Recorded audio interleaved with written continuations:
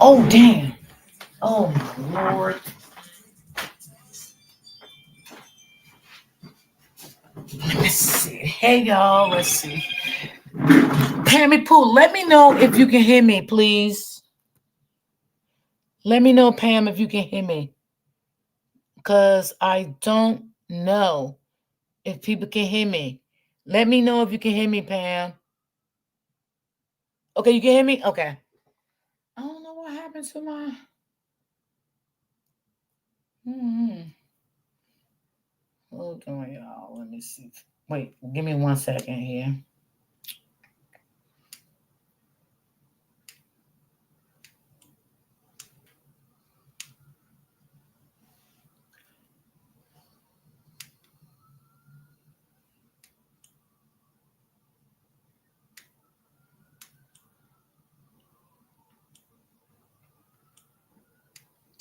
Oh my God, hold on.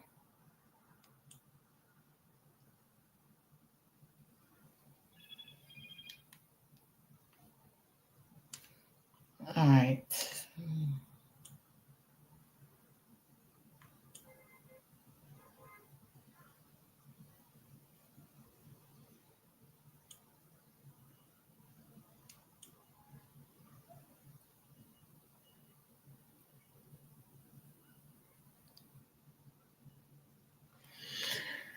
Hey, Cherry, how are you?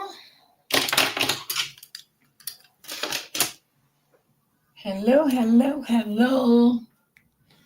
I don't know what's going on, y'all. I just feel like I messed up my thing. I couldn't hear nothing. But Pammy Pooh says she can't hear me. I don't know why it's so small today. What the hell is going on with my laptop today? No.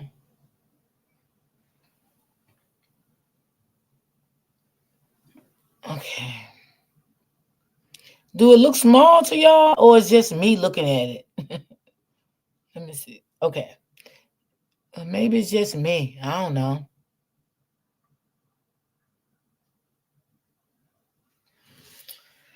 So, how's everyone been?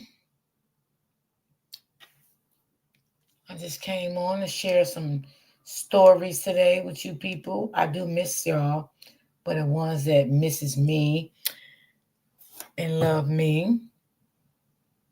Oh, it's okay. Okay. Cause I'm like, why does this screen look so little? I don't know if it's just me or what.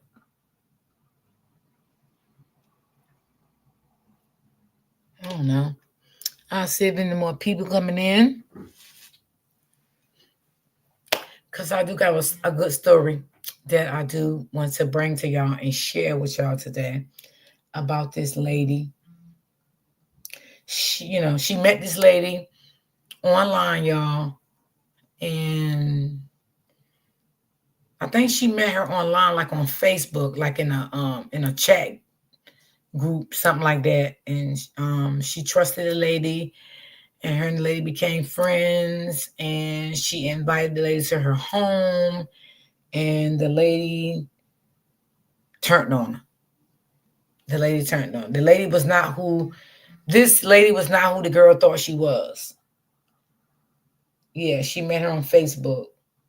So yeah, you got to be careful sometimes when you out here meeting these people because you don't know who you're really talking to.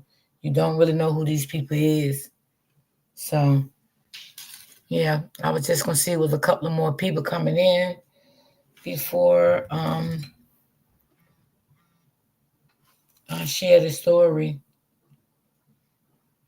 It's a very, very heartbreaking story, y'all. I'm telling y'all that now. It's a very, very heartbreaking story because it is kids involved. So yeah.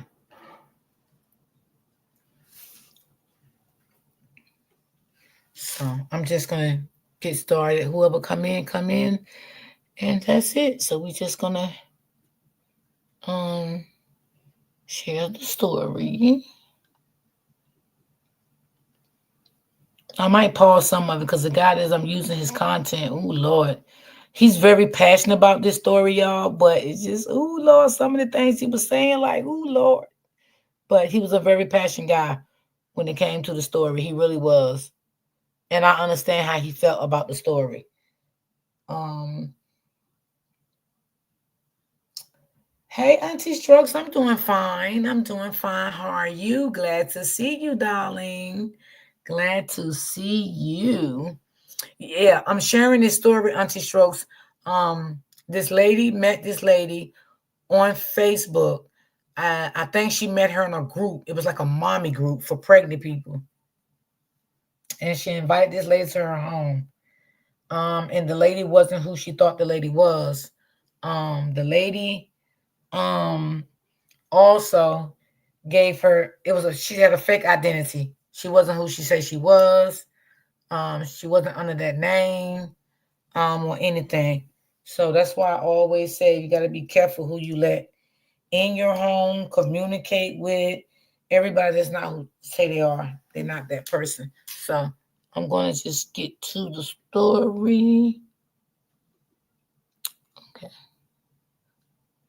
I think I unpaused it. Infant twins are kidnapped.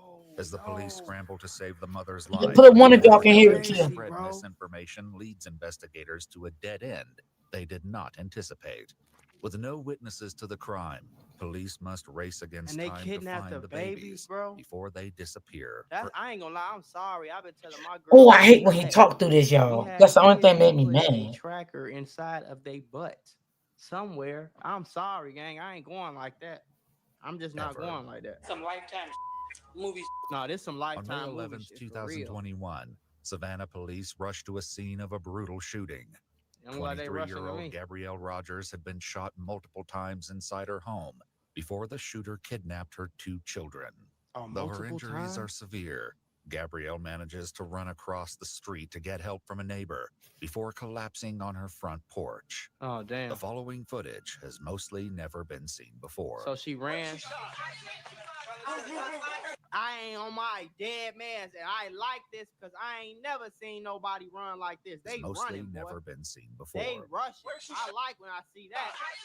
He skipping stairs. On the leg. We need to turn. Do you have an extra set of gloves? Set of gloves. Set of gloves. Tourniquet. Set of gloves. Set of gloves. Set of gloves. Set of gloves. Set of gloves. Set of gloves. Like, I ain't never seen them move like that, boy. Phone and Gray, we gotta stop everything right now.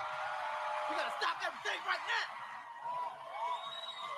Give it up to them, man. Phone them. They doing they thug easy. This was supposed to happen. Do your homework. I don't know if it's here or down there. All I know is she told me she was shot. I don't know. I got gloves. If you turn her seat on that side or here. She has her chin.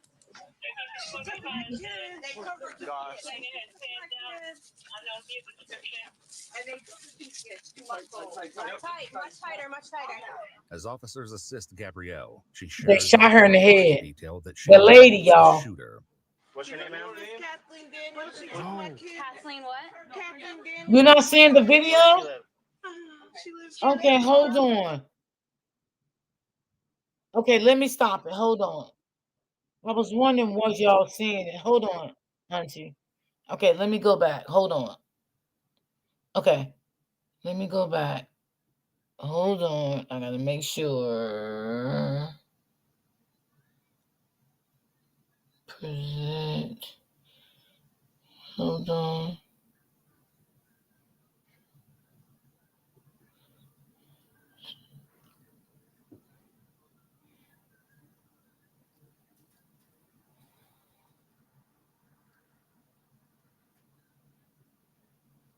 All right, you gotta give me a second, y'all. I'm gonna have to go back to it because I don't know why I wasn't letting me play it. Hold on.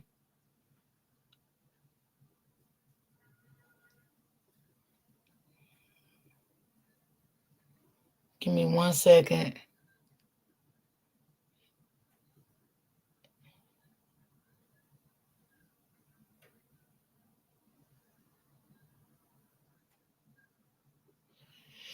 I don't know why this shit is acting up today. Okay. Now let me just go back. Hey, Brittany. To to solving the case. All right, put a 1 in the chat if y'all can see it. That this information would in fact lead them down an unforeseen path of deception and twisted schemes. Put a 1 in the chat if you can see the video and hear it. When she suddenly became agitated and claimed her phone was missing. When Gabrielle turned around to search for the phone, Kathleen strangled her with a phone charger and said, "Those are my kids, and I'm taking the kids." After a brief struggle, the suspect shot Gabrielle, grabbed the children from the nursery, and fled. What kind of weirdo sickness? Y'all want me to go back to the beginning because y'all could have missed something. Y'all want me to go back to the beginning? I will take it back to the beginning if you want me to go back. Hey, Deborah. Easiest money you will ever make in your I will go back to the beginning if you want me to. to. It's a website that allows you to literally get paid hundreds of dollars just for playing video games on your phone. Live. Freecash. I think the neighbor is this lady right here. So she came across the street and she on some like, you know what I'm saying? Like help. Gabrielle. Where's Gabrielle? What's her name? My name is Jasmine. Do you know Kathleen Daniels? You do? Who is that? Okay. Do you know where she lives? Get them off the porch. Come on, let's go. Well, I can't get off. Hey, Auntie As Lynn. the officers attempt to remove Okay, y'all. Grandma, This lady Grandma, here, it's not the time, the Grandma. lady You making us is- laugh right now, Grandma.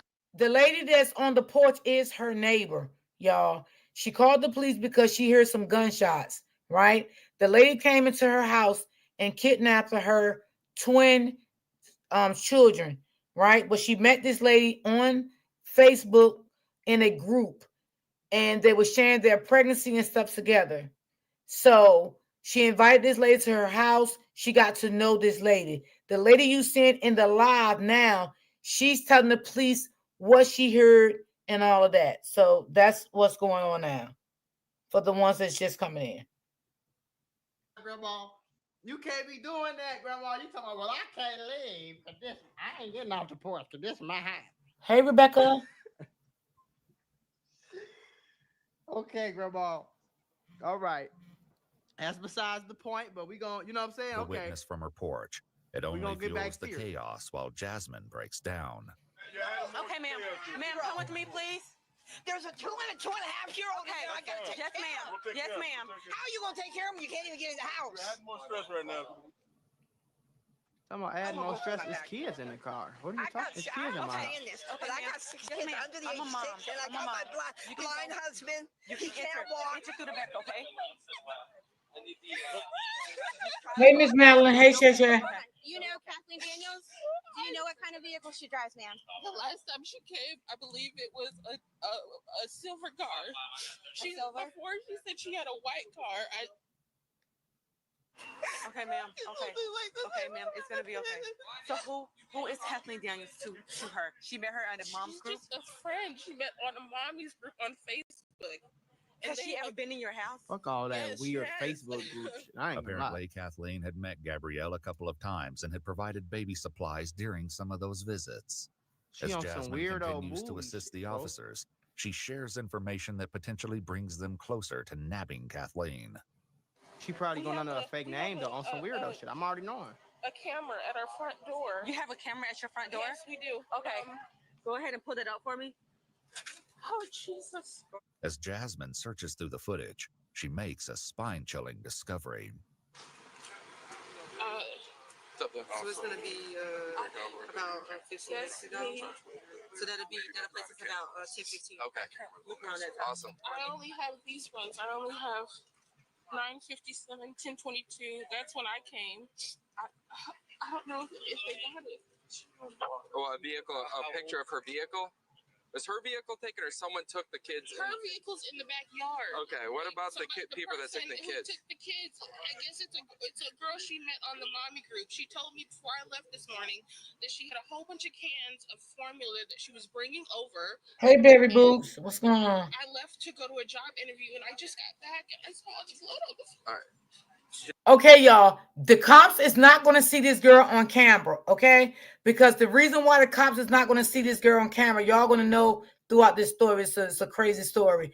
The girl has been to the house. She scoped the house out. She knew which way to go in and come out because she know the lady had cameras at her house. So this is why the sister can't find the suspect on the camera because she didn't come out nowhere near to be seen on the cameras. Did you? So we don't. The lady was already gone, and the kids were gone. No one's seeing that, to your knowledge. No.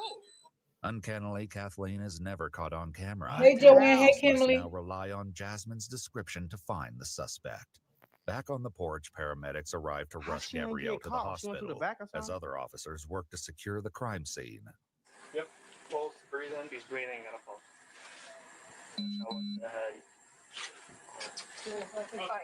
Chest and on. Oh my God, chest, arm. Damn, boy. Feet first. We're just gonna take her straight off. Slide. She was. She hasn't said anything in a minute. What do we have on They have to clear out this part. Hold the chest while I move this. All right, grab me a They're trying to bring her back. No. Damn, boy, this crazy. The house across the street. There's blood everywhere inside. If you want to go across the street, that door. Yeah, everything's inside. Hey, Miss Fee, baby. Love you, girl. Yeah, lock that shit down. Come down. Nice and easy. 1241. What's the signal out there on Southeast 36? Signal 7. You heard part. How many? What happened?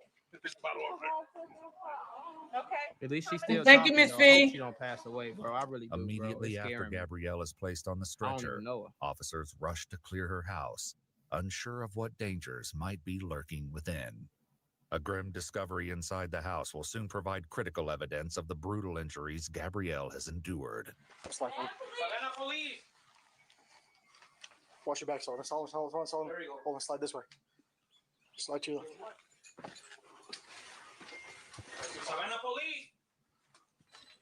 Just hold that. Hey, what do you got, Bob? What do you have to your left? Does it go all the way through? In the back. It's crazy. They gotta clear the house though. They don't know what's going on. Like, you don't know. I love you, Miss Fee. 3. So there's 3 shell cases. At least 3 shell cases. Meanwhile, inside the ambulance, Gabrielle informs the officers that the suspect had stolen something else before she fled the scene. Oh shit! She has your phone. Somebody tell her. Somebody tell the As police. officers locate the phone nearby, they suspect that Kathleen may have taken the phone from the scene, possibly to prevent her from prevent calling. Gabrielle from calling emergency That's services. Yes, sick that's as sick. hell, bro.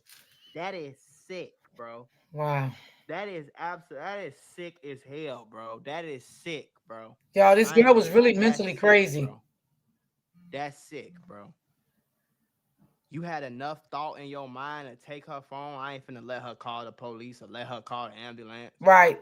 Like, gang, you. The girl sick as basically hell, left her lady. there for Quickly dead. discarding it a couple of streets She away. shot her, took her She phone, threw and out took the her window. twins. Officers run the name Kathleen Daniels through their database. Confusing reports begin to pour in. I don't know Because anything. I found one with a cooler address in Tiburon. What's the address here? I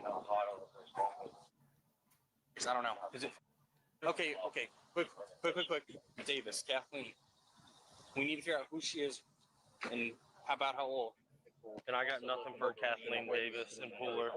While some of the officials continue to hunt for Kathleen in their database, other Man, and she officers got canvass two the Absolutely, neighborhood, Auntie I was Stroke. losing for my damn witnesses mind and right footage now, of If the y'all want to suspect's support my fleeing channel, y'all can buy me coffees. This your neighbor? One of my moms will put the coffee link in. Flee out from there or anything like that? Oh my God, no, I sure didn't, man. Did you hear anything? Yes, Miss Shay Shay, you're absolutely right, baby. I'm right there. There go my wife walking. Do you know if you got any cameras down here? Or anything No, like that? man. I've been meaning to put some. Okay. I ain't gotten some deer cameras or anything up. Okay. Maybe 20, 25 minutes before y'all. You heard a loud bang? Yeah, because I was in the kitchen talking to my brother and I didn't pay any more attention. That's when I went outside to smoke in the yard. And One I or saw two? the car. One loud one. Yeah. And I saw the police car start coming in. Yeah. After you heard the bang? Yeah. About how much? About 5 or 10 minutes later, the police started coming down. With little to go on from the neighbors, police must rely on Jasmine and Gabrielle's statements. However, the details are few, and the suspect's dark motives still evade them. She looked crazy though. I ain't gonna lie. She looked evil as hell. Yeah, she do look Y'all ever seen crazy. that movie like Obsessed? Like this some real weirdo. I know she's sick as hell in the head. I just know it's some crazy. Y'all gotta watch these girls, bro. I'm telling y'all, these niggas be weird, but these girls, gang. I'm telling you, folks, these girls be sick weirdos, bro. Yeah, you gotta be careful when you meet on these internets. She probably could never get pregnant or something. She was Yep. low-key hating I on agree her, with so him on she that.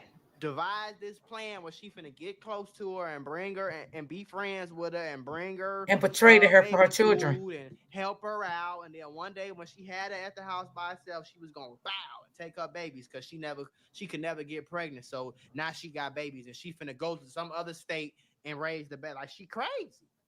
I just know it's some crazy shit, folks. Crazy shit, folks. Even y'all girls that be the few girls that do watch my videos, gang, don't be so quick to befriend these girls just because she a girl and you think she's safe just because she a girl and you got her over your crib and you got her around your kids just because she a girl. I ain't gonna lie to you. These bitches be crazy. Hey, Bronx girl. Thank you, Brittany. Gabriella, stay with me, sweetie. There we go. Look at me. You're doing good. You're doing great. I know. Hell yeah, I know that shit hurt. We can't take it off yet, but we're at Memorial, so it'll be off in just a minute, okay? With tensions running high, and they got the officers tourniquet face tight. a That shit momentary hurt. roadblock trying to get a stranger off the crime scene. Hey, my man, you gotta get on the other side of the tape. Get on the other side of the tape. Tell me what happened. I'll tell you in a second. Calm down. Talk to you. Let us talk to you first. Calm down, That must be brother. dad. What happened to her? We shot. What do you mean she was shot? She was hurt. Remove. That must be I dad. gotta explain it to you, man. Yeah, I think that's her That dad. must be dad. Or maybe boyfriend or baby daddy. Hey, look, I get it. A woman in Georgia gave birth to the wrong baby. This is thanks to the mostly As the community continues to reel in the shock of the attack, officers and detectives begin formulating theories for the motivation behind the diabolical crime. The most prevalent theory is also the simplest. She have any idea why this? Honestly, I think that it's Hey, April, baby. I think it's an abduction. I think she planned it all. Yeah. All that. She met somebody. That's perfectly clear. Somebody online. So Yeah, she definitely playing this. Befriending her, a female. Like, Hey, how's your pregnancy or being a mom? Mine started great, ending rough, but I'm extending this additional group I've recently started to moms in the South because the second member, Gabby, and I met and we're so close. This sound weird, bro. we can be And I'm telling you, a girl gonna know because one thing about another girl, especially a girl cop, she know how weird other girls be, folks. Do your homework. A female, a woman who's not weird, she knows how weird girls be, bro. And girls be weird, bro. Do your homework. Thing, whatever the case is. Join this mommy group. Right. So what would be her motive? She wanted the babies? She wanted the babies. Or she wanted to get her out the house She for wanted somebody the to do it? babies. Okay. All right. She wanted those babies. Okay. Stephanie, who does this? That's some TV stuff. Right, It's some TV. It's some movie shit. Who does this? This is a woman. This is a woman that is claiming to have kids. She ain't got and no probably damn don't kids. really have those kids. What I say, folks? What I say, folks? Y'all better stop fucking playing with Macko. Y'all better stop playing with Macko. I would have told the streets up, nigga. I would have told the streets up. I would have told the goddamn streets up. Bitch, you took my babies, bitch. Bitch, you took my babies. Yo, he be wilding. Get that shit off Facebook, YouTube, boy. I'm telling y'all, folks. And I don't even play like that game, but on bro, I would have crashed out, nigga, and I'm going to jail. If I gotta do 100 years, nigga, I'm gonna get my babies back, put my fuck. I promise you. I for sure that, nigga. I promise you, nigga. I'll be nigga. I miss you too, April. Hey, Erica. When I catch you, I'm gonna do you the worst way, bitch. Because you playing with me. I miss all y'all. You beyond playing with me. Let me calm down, folks. This not. Yeah, calm down, son. I'm getting. I understand how you feel. Let me USA.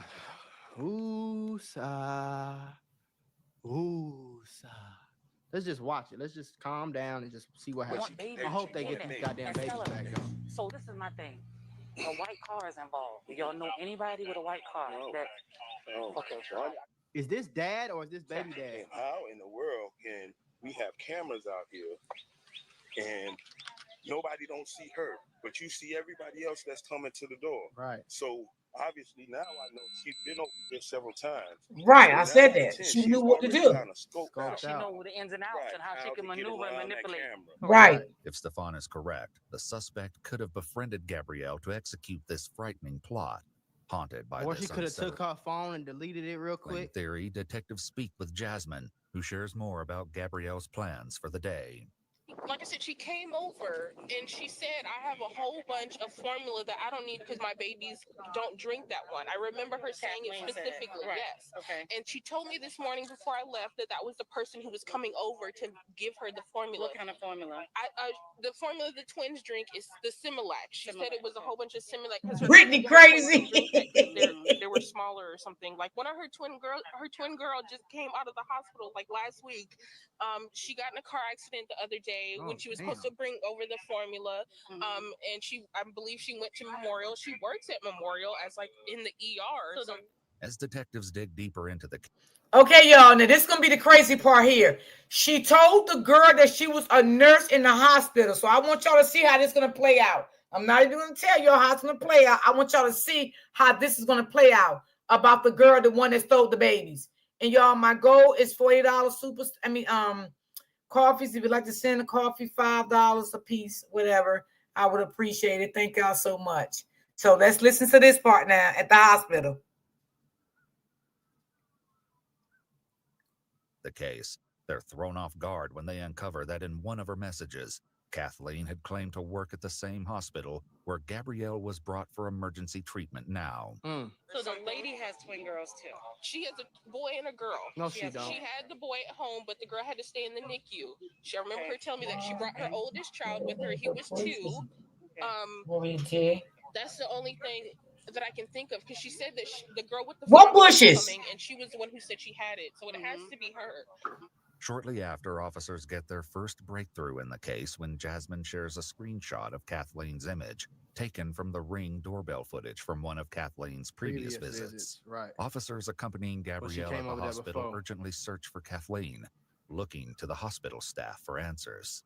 So if I show you a picture, can you tell me if it looks, this is a bad picture, but does that look familiar to anybody that possibly works here that you know?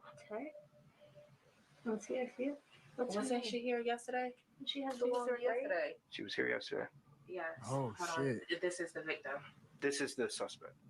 And what's Hey, her Miss name? Judy. Her name know. is Kathleen Daniels or Kathy Daniels. We believe our victim wasn't able to really, that was all she was able to say, wasn't really able to give us much. You're thinking. Bro, I'm on the edge of my seat, gang. I ain't gonna lie. The tech. The tech. So there was, Heavier set tech. She was here yesterday. Red braids, I think. she has braids. She was here yesterday. Okay. She was here yesterday. They have the same body build. Does she Unsure work if the there? tech and the suspect are the same person, the hospital staff search through the names in their database. However, they don't find anyone under the name of Kathleen Daniels, That ain't her name, or bro. anyone who looks Yeah, like the it's person not. captured by the security camera outside Gabrielle's home. That's not her With a name. promising lead quickly turning She into probably a dead end, don't work additional there. officers attempt to locate the list of visitors from the day Gabrielle gave birth at the same hospital. So I'll be honest with you, since it's already on the news. There was 2 babies abducted today. Okay. So 2 babies abducted today. There was a woman who visited the victim here in the when she she had her visited. children on the 28th. The woman who visited her is the one who abducted the children. We're just trying to figure out who she So was is. it a family member? We don't know, and we believe she gave the victim a Let me look now, Joanne. Kathy Hey, 2 Cent baby, how are you? meets her description in your database, but somehow she got here, Right. back here. So Is there not able to give you any information without? Yes, it did, boo. Thank you so much. Appreciate you. So we have to get you connected with them. Okay. Yeah, in order to give any information, and at that point in time. Yes, Joanne, it went through. I think Thank you, we're- baby. Appreciate you. While they couldn't obtain the visitor about? I list ain't from the gonna lie. hospital staff, the officers are about to learn something so extraordinary, it will completely flip the case over on its head. While Gabrielle fights to survive, Hey, Miss police gain Richardson. access to her phone.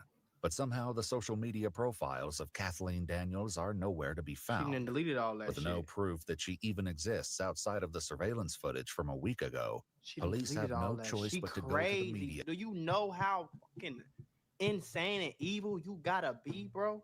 Yeah, that is. You know how evil you gotta be, bro, to do this shit, gang? And release the image from Gabrielle's Ring doorbell footage, along with an Amber Alert for the twins. Oh, that's the alert. 2 6-week. Yep, 2 6-week-old twin black males last seen leaving Savannah with a black female. I hope they do. On my phones. Damn, it's busting like that. You all get the alerts too. Miraculously, tips pour in immediately from local residents. Really? According to the police report, a tip from the Okay, community Miss provided Susan. information which advised that the infants were being held inside a home in Rincon, a city nearby. The reason officers couldn't find a single record of the mysterious Kathleen Daniels is because she doesn't really exist. This wasn't a simple case of a missing record or a misspelled name. Rather, this was a carefully crafted deception, an alias designed by the suspect to shield her true identity from her crime. Behind the mask of this fabricated identity was a woman named Angela Montgomery. Weird. That's the real lady, y'all. That's the real lady that took her children. I'm telling y'all about these weirdos. That's her right there. These people be weird, bro. This why. I Oh, don't thank you kick it with so much, people, bro. April. This why I be. Thank you, fooling with my April. girl, my Thank you dog, so my much, homie, boo. I gang. love be you. chilling, Thank bro, you. Because people Hey, be so fucking Denise. weird, bro. And I promise you, gang. I promise you, it ain't nothing, gang. If this lady and on phone them grave, I'm not playing for. If This them is was the my real kids, lady. I'm not even gonna expect my girl to do nothing. I promise you, gang. I will go have a whole transmission operation. Do you catch my drift? Just for me to We get catch put in it. a female prison, just to find her and unalive her myself. I ain't gonna lie. I would do it all to undo it for myself, and I sit there and watch her. Lord Call me Jesus. what you want to, Mr. Sir. I'll sit there and watch her take her last breath, gang. I ain't even lying to Revelation you, would boy. only Yeah, people lead don't to play about darker their secrets kids. being This some sick uncovered. shit. A SWAT team rapidly heads to Angela's home. At her residence, officers found Angela's 2-year-old son, her fiance Dale, her She got a mother, and 3 fiance? sisters, and the greatest discovery of all, the missing baby boys. Thank God. They Officers carried the infants from the house to a nearby Oh police my car God. and Thank God finally they got share an them update boys, that bro. everyone had been desperately waiting for. Thank God they found them boys. Babies. All right. Hey, darling. Look at them precious babies. Thank God she didn't hurt them babies. Thank you, Jesus. We have both. We have Thank you, both. Lord. At the time of her arrest, Angela was found naked and hiding in a It's closet sad how this outside. is happening Some of more y'all shit and weird, more. bro. It's so Yes, Miss Judy. One This of the just happened a month detectives interviews ago. Angela's mother, and what she has to share is nothing short of a nightmare in the making. So Angela lives here. This is her mother, y'all. I thought they were hers. They locked the mama up. I thought they were hers. She had babies lately? Yeah. Okay. Where does she have her kids at? You know? Today, supposedly, she had them. This is crazy. Okay. According to the police report, This bitch went and stole some babies and lied to. Shaniqua shared in a later interview that after she heard the Amber Alert, Angela took everyone's cell phones away and confessed to the kidnapping, Wow, saying, really? "I have something to tell you. I did something bad, and I know you and Dale are going to hate me for this." Shaniqua immediately told Angela to give the babies back, and Dale began packing the babies' things. She had a baby today? That's what she said. When last time you saw her other than yesterday? Where did you see her at? At my house. And she looked pregnant? She just fat as pregnant. hell. She just fat. The boy said she was just fat. Supposedly she was supposed to be being induced. This to boy be- crazy. I ain't gonna When lie. He's officers and funny. detectives began searching Angela's home, Found a they gun. quickly located 3 firearms. Hey, Miss Beverly. Additionally, some baby The mama formula looks was found crazy in the too. kitchen Yes. cabinets. The house appeared to be fully equipped for 2 newborn babies. Are you serious? Police also found a mysterious note along with a stunning piece of information. How do the fiance not feel suspicious? You ain't been to no doctor's visits or nothing. Unveiling a horrifying talking and facts. twisted motive that would shift the entire investigation. So why are you here? Just to help her? So were you here when she came home with the babies? Oh, so what did she say to you when you saw the babies? You held them? So what did she say? She said she had them. Who was with her? Nobody. Just by herself? What kind of car she was in? At the time, she had my car. She had borrowed my car.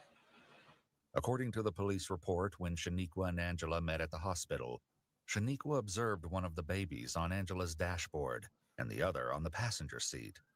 Oddly, both the babies were unclothed, but she didn't question her daughter about it. After completing the formalities at the police station, Angela is brought in for interrogation. So weirder. It's getting weirder and weirder and weirder. Soon enough, Angela, aka Kathleen, confirms what Jasmine told the officers about the Facebook group. However, she divulges some major... Man, y'all, I swear to God, y'all better lock her ass up. Ladies and gentlemen, if y'all don't lock her up for a life, gang, I ain't gonna lie, bro. Details which completely contradict what the police had heard from Jasmine and Gabrielle. There was another person there today. Okay. And you can look up my birth records. I'm adopted. And I have a sister. Okay. And y'all, she lying again to the cops. They're not identical. She's mental. Paternal, technically.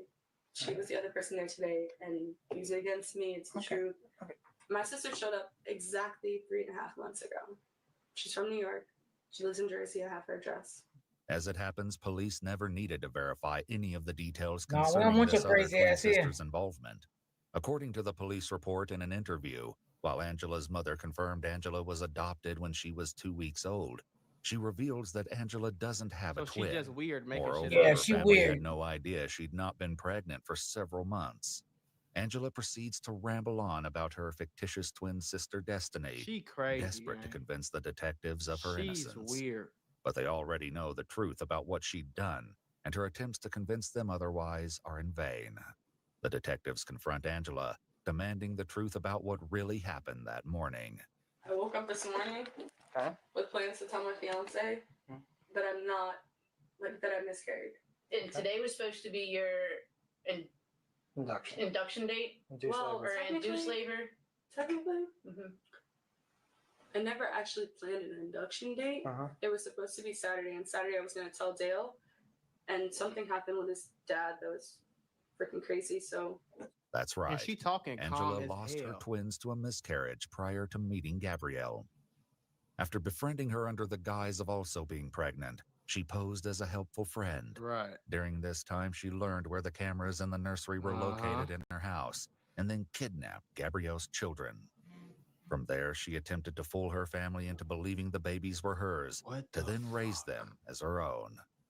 This was told eerily y'all close she to was what sick, Gabrielle's bro. uncle Stefan had theorized. I told y'all When she police was were sick, searching bro. Angela's house, they discovered the astonishing evidence of the miscarriage, along with an unnerving note on her calendar. So did she lose twins or something? What? Did she lose twins? Yeah, a long time ago. Okay, because I hate that she's getting them or something. You might want to take a picture of that. I did. Okay. With enough evidence to charge Angela and the children secure, officers share the happy news with Jasmine and her aunt. We went over to try and let her know first, and she's in the back. Twins are okay. Man. Yes, he is. This is sad. Shit. Wow. Niggas got kids, gang, and I'm finna This lose is my so mind, sickening, bro. y'all. This is sad. I can't be watching no shit like this, y'all. Y'all okay? This is really I'm sad. sorry, bro. We did. This hey, girl we is did mental. break. She's I'm mental. out on the Something face. is really wrong with her. Crazy. She need to be in a mental hospital and then go to prison. But she needs some help right now. She really does. And thank God she didn't unalive or harm those children in no type of way. But I don't think this gonna take the cake every time right here, boy. This is sick as hell, man. Try to drink it. Okay. So, Thank you, Jesus. yeah. Thank you. And they also have a suspect in custody as well. Okay. So, On November 7th, 2023, Angela Kathleen Montgomery was found Man. guilty with a mental health consideration. Man, criminal fuck all that. I knew that shit was coming to me. I'm not. Yep. They diagnosed her as being mental. Man, I don't even know. I ain't got. I mean, but if you can really look at the story, if you listen to it, she do sound mental. I mean, she even lied about she had a twin sister. This bitch ain't get. She even had her mother think she was pregnant with twins, which she was pregnant with twins, but she lost the twins a while back. She don't have no mental health problems. It wasn't nothing mental. I do believe she is mental. And scouted it. It wasn't nothing mental about her when she came and took them babies and came. Ain't nothing wrong with her. She just fucking crazy. She's sick. That's what's wrong. She's a weirdo. She's sick, y'all. Y'all give me y'all thoughts on it. That's weird. Ain't nothing wrong with this lady, man. She is cold, calculated. She bogus as hell, folks. Like this, hey man. Attempt to commit murder, 2 counts of kidnapping, and aggravated assault. She was sentenced to 30 years. That's not long enough. That's not long enough. Well, 30 years is life, baby. Nigga, Wallow did 20 for robbing somebody. Y'all gonna give this bitch 10 more years. Knows more than what she's knowing. Yes. 2 babies, man. Prison with a lifetime of probation. Yes. Gabrielle Rogers survived her injuries and was reunited with her children. One of y'all females handle that, man. Handle that lightweight in prison, man. I ain't gonna even lie to you, folks. Somebody need to do that. I would be happy. Miss Judith says she's sorry, but this is not mental. That's what I want y'all thoughts on it. I heard all, man. At least she survived. At least she survived. God, folks. And her babies didn't get home. So that was a blessing from God. She would have had to go under any and all circumstances. I would have blew y'all. He is wilding, y'all. She would have had to go. But I understand how he feel. You know what I'm saying? She would have had to go. I can't take how he feel away. You know what I'm saying? Because I understand. So y'all can give me y'all thoughts on it, y'all. Let me look for something else right quick. I got something else that I want to add to the stage. Hold on. Hold on.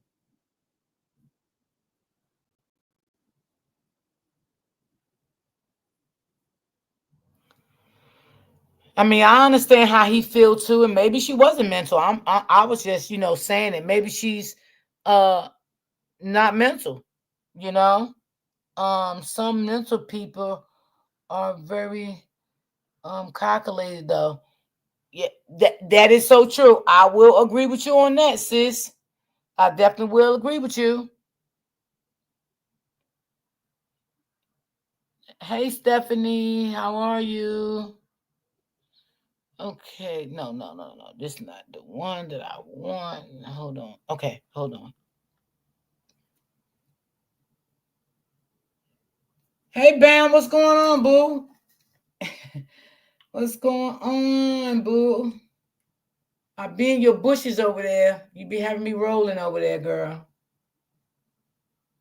Let me just bring up another one. I want y'all to see about this. Hold on, let me get it here. Let me see. Okay. So that's why I say, y'all, you got to be careful who you bring in your home, who you meet on these social media sites. You know what I'm saying? You just got to be careful. This lady probably thought this lady was a very genuine lady. You know what I'm saying? She told her she was pregnant with twins, and you know what I'm saying? There was in a group called the Sister Group and everything like that, and she thought the lady was really, having twins, and you know what I'm saying, and everything. But come to find out, this lady she was pregnant with twins, but this lady had already had lost her twins a while back. All right. Oh no. Hold on, y'all. I'm just trying to find this other one I want y'all to see. Let me see, can I find it? Okay. I just thank God the twins, they are here. They was healthy. They was safe. Nothing happened to them. So I thank God for that. That's what I'm thanking God for.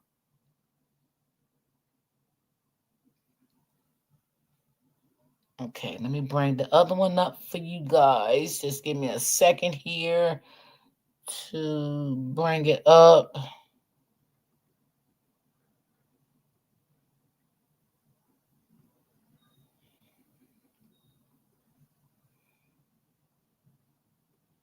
Okay, so let's see. All right, let me get back to the comments right quick before I bring up the next one. Guys, thank y'all so much for being patient. I appreciate y'all so much. I miss y'all, guys. I do. So her family around her didn't question her. Exactly. And that's what I'm saying too, Denise. Like the family didn't notice nothing. Like she wasn't pregnant. Thank you so much, Bam. Appreciate that, baby. Hey, Miss Brittany. That's what I'm saying. Like the family didn't notice anything. The mother just went off what she said. The mother said she had her twins, and that was it. You know what I'm saying? And then, like the guy just said, I agree with him. Like the baby father didn't go to no appointments with her. They didn't do no shopping together. Like, wasn't that kind of weird too? Like, I don't know. It's just, I just wanted y'all thoughts on it. I just felt like it was kind of weird to me. It really was, in my opinion. It really was. I mean, it's crazy. I mean, she went there and she seeked that lady whole house out. Had that lady thinking she was something that she was not. You know what I'm saying? She betrayed that lady, you know, to take her twins away from her. Like, how nasty can you get as a person? I mean, the guy said that wasn't enough time, but it was to me because, I mean, 30 years, that's life anyway. You ain't coming home. My mother would have questioned the hell out of me. Exactly. And then, you know what's so strange about it too, y'all? Because females, that's the first thing they do. If you got a good relationship with your mom, you're going to let your mom know that you are pregnant. You know what I'm saying? That you are expecting. You know what I'm saying? If you got a good relationship with your mom. So it seems to me that she did have a good relationship with her mom. You understand what I'm saying? So why didn't her mom know? I'm just weird, y'all. Just weird to me. Just weird. So I'm bringing up the next story. Miss D, you got to drop down in my chat. They tried to do me like they did you, but I be laughing. Yeah, I know. I was over there in that sector before. I know how they do. I know. That's why I say clear shit over here in this one, because I know where I came from over there. I know what it's about. What's up, V? In my opinion, she ain't crazy. and Shay, you could be right. You could be definitely right. You could be definitely right. I definitely agree with you. You know, it's crazy. It's sickening. It's sad.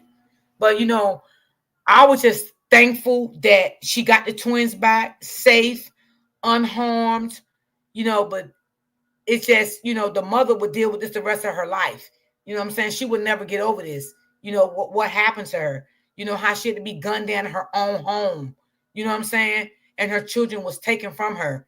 You know, this gonna be a lot for that mom. A lot. You know? For her to dissect. She may not ever get over this. You know, what happened to her. You know, it's sad. But we got some sick people out here in the world. And again, you got to be careful who you come in contact with on these social media sites, because anybody can say they somebody and they really not that person. You know, look how this lady even lied to this lady and told the lady she worked at the hospital. She was a nurse. You know what I'm saying? And then on top of it, went there to visit the lady when the lady was having the twins. This is just so sickening. It's sad. So we're going to get into our next story. So if y'all want to bless me, y'all can bless me with the coffee today, y'all. Y'all can bless me with coffees. I will appreciate it. The mom will forever have trust issue, especially comes with her kids after this. Right, Miss Judy. Right, absolutely. I agree with you, Miss Judy. Absolutely. So we're going to get into the next story. Action was instant. A spark that and let me know if y'all can hear, guys. Strong and undeniable. They spent long hours together at work, sharing laughs, stories. Put a one if y'all can hear. Future. Even when their shifts ended, they still wanted to be around each other. They spent hours outside of work too. These was two police officers, y'all. They was dating, enjoying each other's company. They felt like they understood each other in a Thank way you, April. no Thank you, one Miss else did. Judy. Thank you, Denise. At first, their relationship was everything Maria had hoped for. Matthew was charming, protective, and full of life. He made her feel safe, and she admired his confidence and dedication to the job. They supported each other, celebrated each other's successes, and leaned on one another during difficult times. Soon their love deepened, and they made the big decision to move in together. She was excited about what the future held for them. One of the happiest moments in their relationship came when Maria found out she was pregnant. She shared the news with Matthew, and they were both happy to be expecting their first child together. They looked forward to becoming parents and planned for the future, preparing for their baby's arrival with excitement. They decided to move in together after a while. At first, everything was wonderful between them. They were happy, deeply in love, and excited about their future. They spent their days planning their lives together, sharing dreams Thank you, of Shay raising a Shay. family. During this period, the couple welcomed their first child, who became the most important part of Maria's life. He was the center of her world. Despite her demanding job as a police officer, she was always there for him. She adored her son and did everything she could to ensure he was happy and cared for. When Maria found out she was pregnant with their second child, she and Matthew were overjoyed. They had already built a life together, and the news of another baby felt like a blessing. For a while, it seemed like their relationship was filled with hope and happiness. But over time, things started to change. What once was a loving and happy home slowly became a place of tension. The usual small disagreements grew into bigger arguments, and Matthew's need for control over Maria became more apparent. He started questioning her about where she was going and who she was with. If she took too long to return a message or didn't answer his calls immediately, he would get angry. He accused her of things that weren't true, and their relationship became more toxic by the day. Maria tried her best to keep the peace. She wanted her children to grow up in a happy home, and she believed that if she worked hard enough, she and Matthew could get through their problems. She gave him the benefit of the doubt, hoping that things would improve, but they didn't. Arguments became more frequent, and Maria started to feel like she was walking on eggshells around him.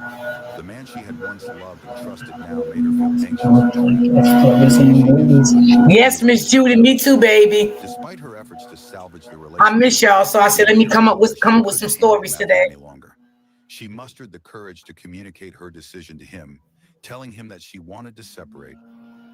At first, Matthew seemed to agree.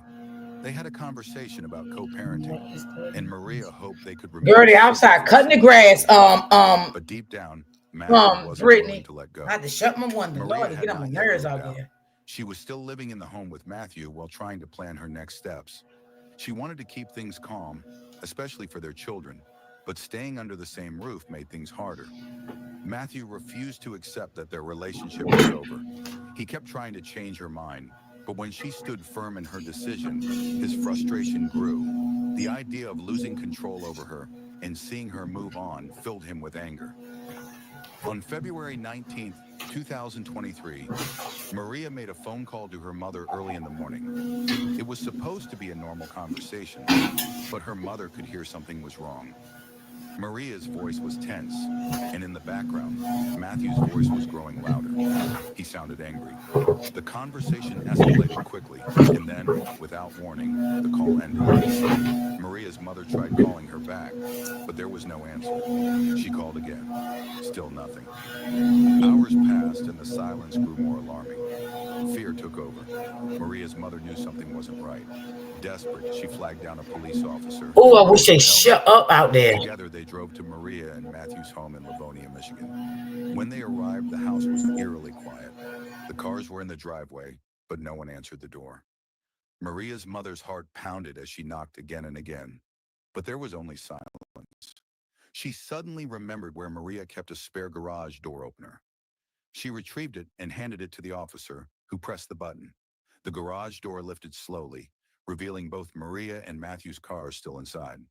They had never left. The officer hesitated, then stepped inside. The moment he entered, he knew something was terribly wrong. The house was too still, the air heavy with something unspoken. He moved cautiously, scanning the area. Trump promised to bring down prices, but all we got is chaos. Josh Gottheimer's the Democrat for governor with a plan to make Jersey affordable. I'm the only candidate for governor with a detailed plan to cut your taxes. Josh Gottheimer, lower taxes, lower costs for Jersey.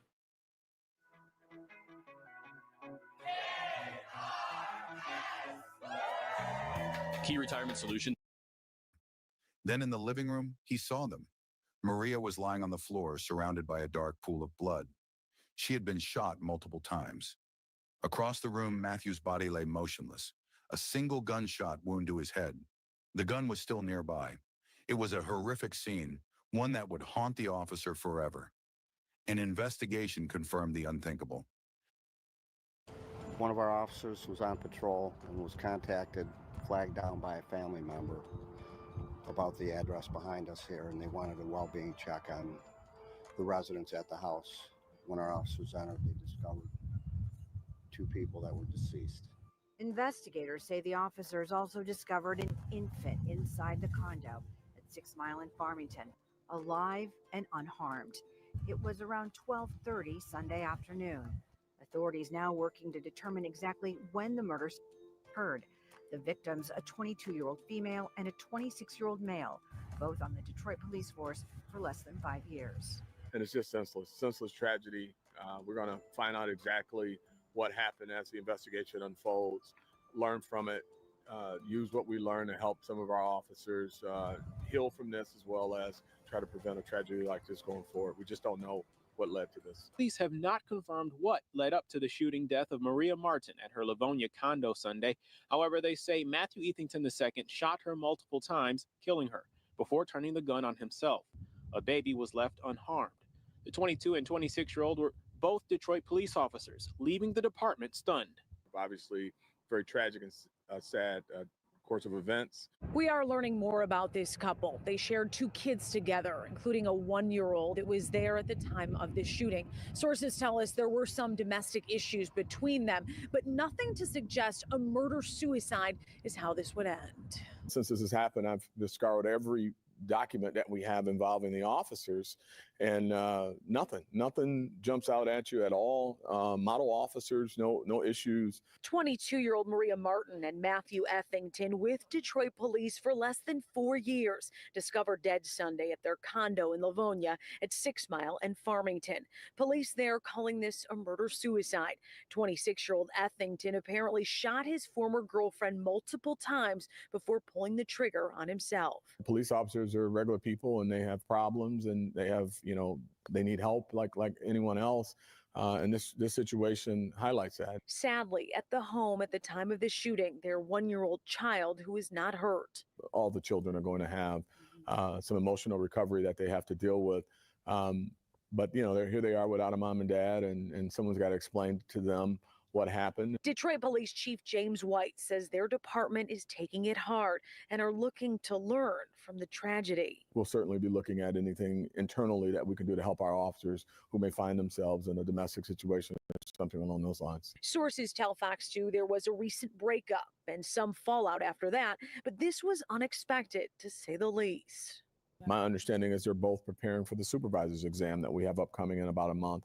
So this was out of nowhere. Reporting in Livonia, Jessica Dupnack, Fox 2 News. It's a tragic day for law enforcement, for the families, and our thoughts and prayers go out to all of them.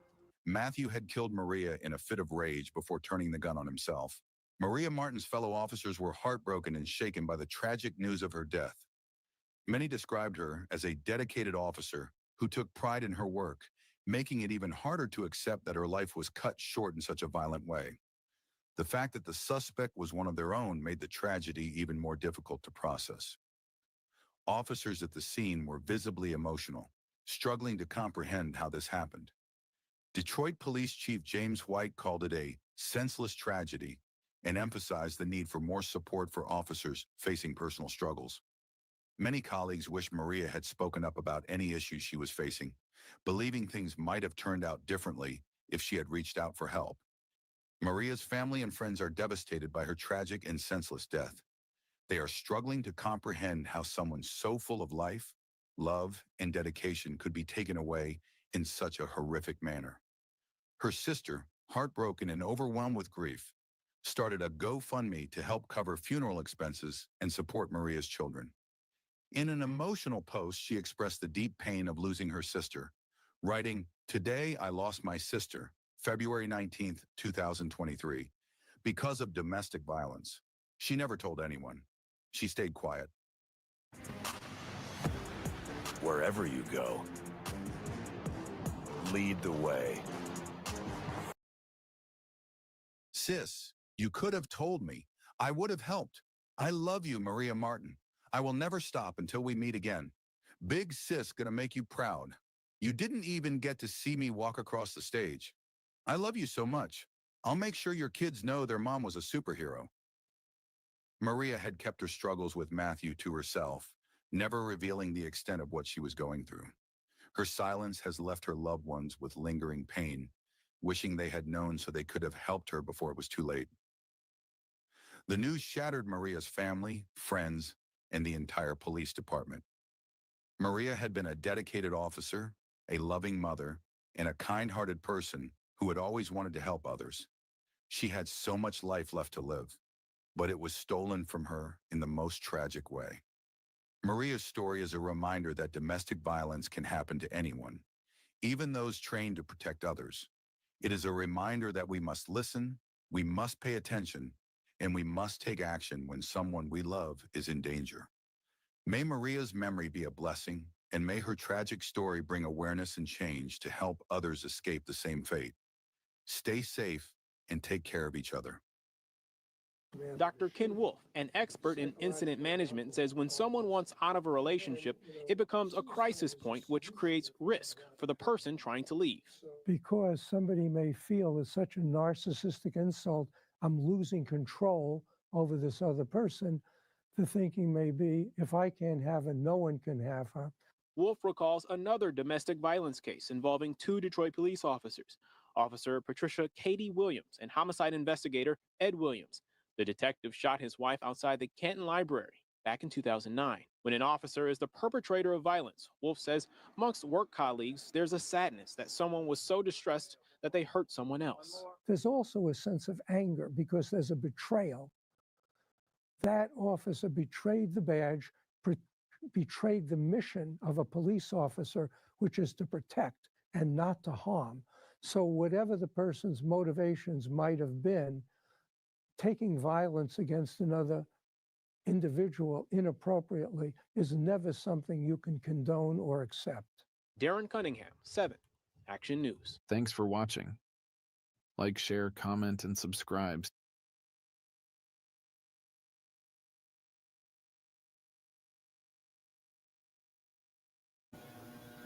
Yes, I always say that, y'all. You have to plan to get out of these type of relationships. You know, she didn't tell her sister, so I don't know who she could have, been telling. And I'm quite sure he probably been doing things for her for the longest. We don't know. And like this guy said, the guy just said, it's a form of controlling. You know what I'm saying? Manipulation and all that stuff. So you just got to be careful. You have to plan and try to get out of these abusive relationships, try to plan it with someone that that's not going to, go back and tell the person what you're trying to do. You hear what he said, narcissistic behavior all the time. Okay, so let's bring y'all up with I had an update on them children, y'all. The mother went to court, y'all, for those kids. Those 3 kids, the mom did go to court for those kids. I got to find that story. It was an update on her little nasty ass, too. Okay? Okay, so let's see this one. I had to put it on mute, y'all, because there's so much goddamn... was killed in Gwinnett County. Was asleep when a bullet came through the wall and shot her in the head. Her 17-year-old son found her just a few hours later. I'm Kalitha Foley, and I will be reading for the part of Letitia. Here goes. Full of life, fun, always smiling. I'm gonna go on mute, y'all. Because of the noise. Kalitha, she was a go-getter. Welcome to Explore Crimes. Please subscribe and hit the bell icon for more videos. Kalitha Foley was a 36-year-old mother, aspiring actress, and vibrant soul whose life was tragically cut short in a senseless act of gun violence. In 2019, Kalitha made the bold decision to leave Houston and move to Atlanta with her 17-year-old son, Keandre, to pursue her dream of becoming an actress. She was determined to make it in the entertainment industry And while she was still in the early stages of her career, she began to make a name for herself. Her credits include Blood and Water, Choose This Day, and Behind Closed Doors. I gave him my life. I gave him everything.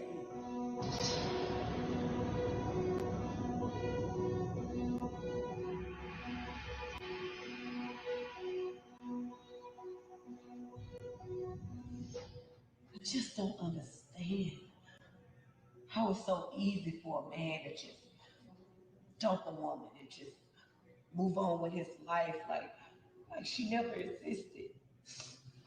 I feel like he ripped my heart out. Everything that I had, everything that I held, I gave him a little girl.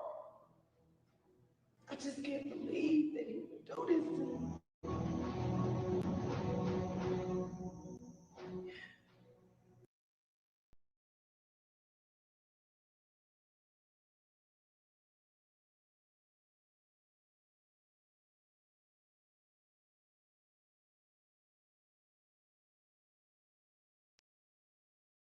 After all the years that I put into this relationship, everything that I gave him, my heart, I was there for him.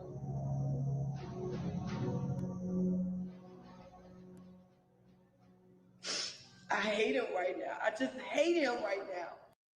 Khalida had a natural talent for acting, and her charm made her a standout in the local entertainment scene. She wasn't just good on screen, though. She also used social media platforms like TikTok and Facebook to share her comedy skits, acting videos, and thoughts on social justice. As a result, she gained a lot of fans who loved her not only for her talent, but also for her fun and energetic personality. Did you get your check? Yep, I'm looking at it now. How much was your check? Baby, my check was $13.75. Girl, you done broke the doggone bank. How much was yours? Hold on, you eager. I'm finna tell you, let me at least look in it. All you doing is rattling paper. Open your mouth and tell me. You know that stuff. You know mine's gonna be more than yours. Hold on. I don't know about that, but I know it's gonna be a lot. Hold up now. What's wrong? It's more than you thought, huh? $317. Wait now, I know doggone well you ain't got $317. I'm trying to see. Hold on, let me see. Is it another check somewhere under this one? Or something? Wait, that's right, cause you know you was coming in to work late for about a week. When was I coming in late? Last week. When? And this week. When? Since you started working. When was I coming in late? When? Now you trying to act dumb. My presence was late, but the clock in it was on time. Because you used to clock in for me, right? How you doing, white people? John, why you not on the line working? The line down. Go sweep, make sure your area clean or something. My job title say what? Production techs, not a janitor or custodian. Stop playing with me. John crazy ain't the white people. John, you get them days. You don't have no one that can cover your shift. Y'all not doing nothing. Y'all just sitting up in here. Y'all white people, y'all can work the line. Y'all just sitting up here doing nothing. We're not gonna do it, and we're short of staff. Oh, okay. Shut it down. I'll use a sick day. You don't have any more sick days. Well, I'm gonna call in dead then. What you got to do? Go back to the line. I ain't finna do nothing but get on Facebook. I'm not finna sweep or nothing like that. Don't get your hopes up. She was known for her infectious energy and her deep love for her family. Khalida had a special ability to make those around her feel loved and valued. Her personality was larger than life. She could light up any room she walked into with her humor, kindness, and positivity. Family members recall her as the one who always kept things lively and fun, whether it was by dancing at family gatherings or simply checking in with her relatives whenever she could. Her dream was to build a career in acting while providing a better life for her son, whom she loved deeply and who was the center of her world. However, Khalida's hopes and dreams were tragically cut short one fateful night. On the morning of September 25, 2021, Khalida's son, Keandre, woke up to find that his mother had not gotten up as she usually did. Concerned, he went to her room, where he discovered the horrifying sight of his mother lying in bed, blood pooling from a wound to her head. She was unresponsive. In shock and panic, Keandre Lord have mercy, Jesus. But it was too late. Khalida, the woman who had come to Atlanta with a vision for a better future, was gone. Investigation revealed that Khalida was struck and killed by a bullet that came from her next-door neighbor, Maxwell Williamson's apartment. Maxwell claimed that he was cleaning his handgun in his bedroom when it accidentally discharged. He told the police that he had forgotten there was a bullet in the chamber of the gun. Instead of calling the police immediately, Maxwell left a note on Khalida's door, apologizing for the damage caused by the stray bullet, unaware that she had been struck. He then went on with his day, acting as if nothing had happened. It wasn't until the police investigation that Maxwell learned Khalida had been killed by the bullet. Maxwell claimed that he didn't call the police because he was trying to join the Navy and feared that reporting the incident would ruin his chances of enlisting. Khalida's family and friends were devastated by her untimely death. The news of her passing sent shockwaves through everyone who knew her. The suddenness of the loss and the violent way it occurred left her family in utter disbelief. The grief was unbearable, especially as they had to come to terms with the fact that it happened in the place she should have been safest, her own home. Maxwell Williamson was arrested and charged in connection with Khalida's death. He was charged with involuntary manslaughter and reckless conduct. He was held in custody at the Gwinnett County Jail without bond, awaiting trial for the tragic incident. Police say the man charged was cleaning his gun when it went off, going through the wall, hitting the woman, and the next... And why would he leave a note on her door instead of going and knock on her door? An unimaginable tragedy for George Foley as he tries to process his sister's untimely death. What's getting us through is prayer. Gwinnett County Police say 36-year-old Carletha Foley was killed after her neighbor, 22-year-old Maxwell Williamson, accidentally fired his gun while cleaning it inside this Duluth apartment Friday, September 25th. Police say the bullet went through the wall, hitting the mother in the head while she was asleep. Her 17-year-old son later found his mother unresponsive and called for help. He's doing the best he can. That's how he's doing. 1 minute he's okay, the next minute he's not. It's a difficult journey of healing for this family. The mother and son moved to Metro Atlanta about 2 years ago from Houston, Texas, and was known as the life of the party. Her family is now... What's on, y'all? I mean, I don't understand. Why would you leave a note if you shot through her wall or whatever, her window? Why didn't you just go there and knock on her door instead of leaving a note? That's kind of weird. Horrible situation, Paula. Truly a sad story, Ron. You know, Carletha Foley's cousin tells me she was asleep when a bullet came through the wall and shot her in the on head. the door. Her Yes. son found her just a few hours later. 36-year-old Carletha Foley was a woman of many talents. It's very difficult speaking of her in past tense because it's so recent. Her cousin Ebony Curry says she was a ball of energy who moved to Atlanta with her son a couple of years ago to pursue her acting career. She was minding her own business in her bedroom with her son in his room sleeping. It's just not fair because she had some... No, it's not fair. Hopes and dreams cut short. Gwinnett County Police say her 22-year-old neighbor shot through his wall while handling a gun, shooting Foley in the head. Her 17-year-old son found her hours later. That image is going to be in his head for... I believe he knew what he was doing. I can't imagine what he's going through. The suspect's attorney, Jeff Sliz, says his client didn't call police when his gun discharged because he's enlisting in the Navy to be a diver and didn't want to jeopardize that. Instead, he says he walked... But you want to jeopardize somebody else's life. Images.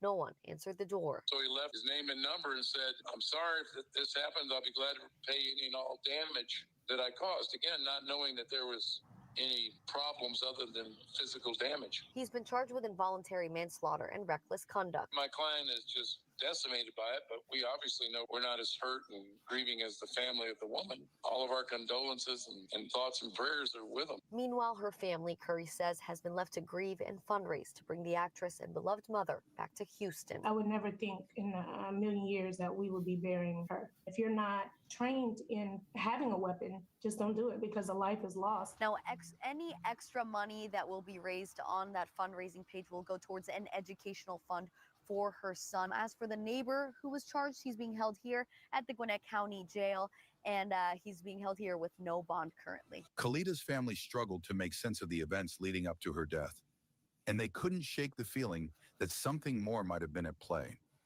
They found it increasingly hard to believe Maxwell Williamson's story that the shooting had been an accident.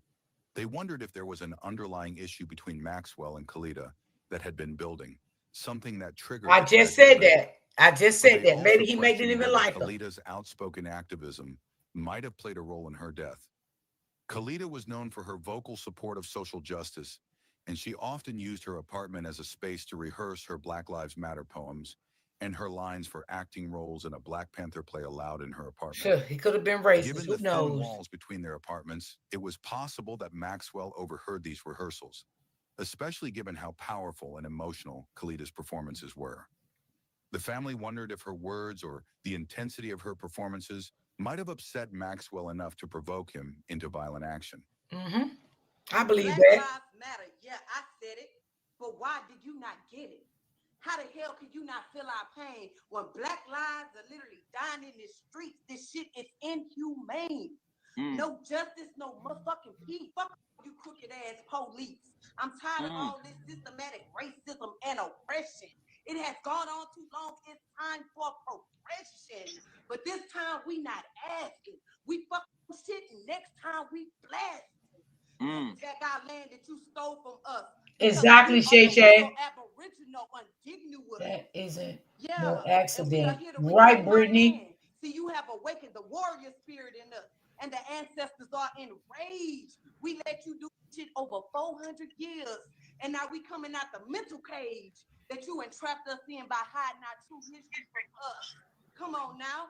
Knowledge is power. Enough is enough. We are fed the fuck up. Time to erupt. No more unjust. It's time for equality. She was too powerful for him.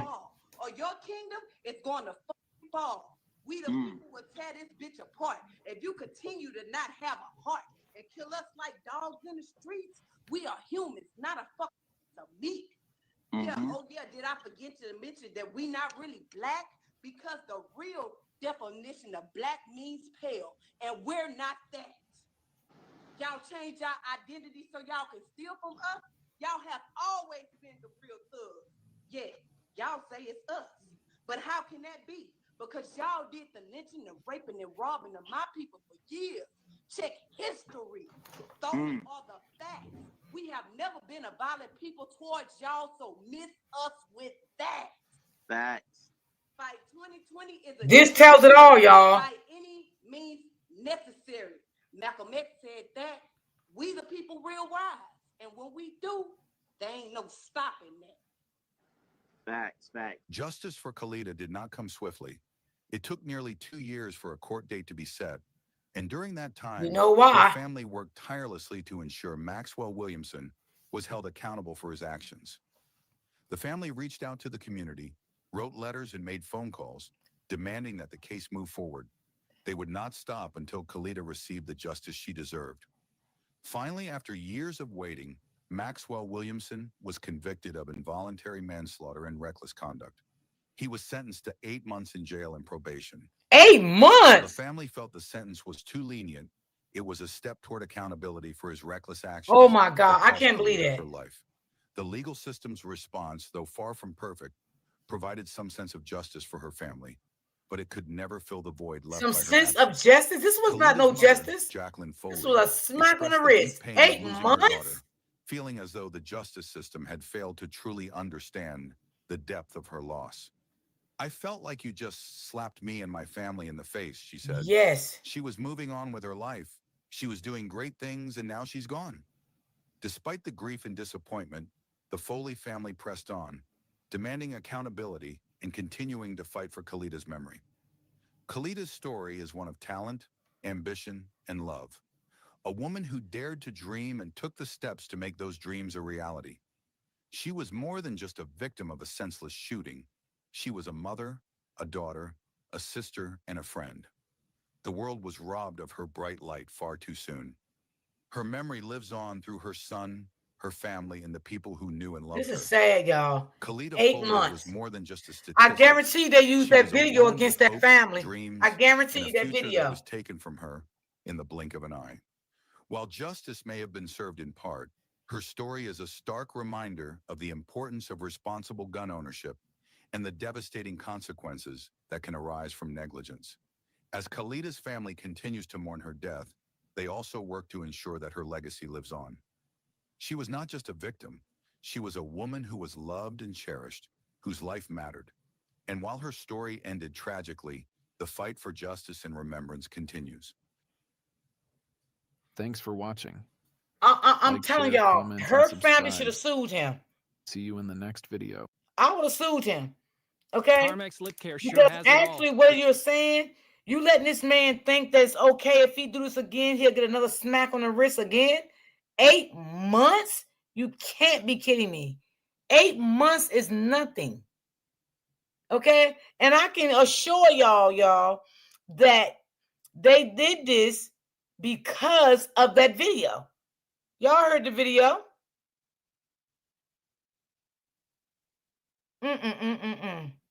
Wow, I cannot believe this. Wow. She said she was full of life. You know, she was a TikToker. You know, she had things going on with her life. This is sad. I cannot believe 8 months. 8 months.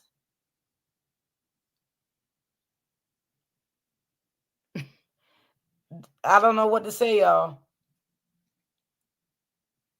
He used it, what he had, and he came up out of it. What they say, he was in the service in the army or something? Wow. That's sad. Exactly, Shay. Exactly. I agree with you. That was a slap in the face. Yes. Yes, I will sue him. I will sue him for whatever he owns. That family needs to sue him. Okay, y'all, I got another story here. I think this one here is a woman. She was killed and put in the refrigerator by her boyfriend. So let's get into this story here. And y'all can donate to my coffee link if y'all like. I'll get one of my moms to put it in the chat for me if y'all like. So let's get into this one. On Wednesday, family of Sherbert Maddox shouting at the man accused of shooting and killing her before putting her plastic. He was trying to join the military. He was okay. Got you, Miss Judy. Through tears, Sherbert's younger sister. Exactly, she Shay. never thought she'd have to bury her sister. You took a part of my family that we could never get back.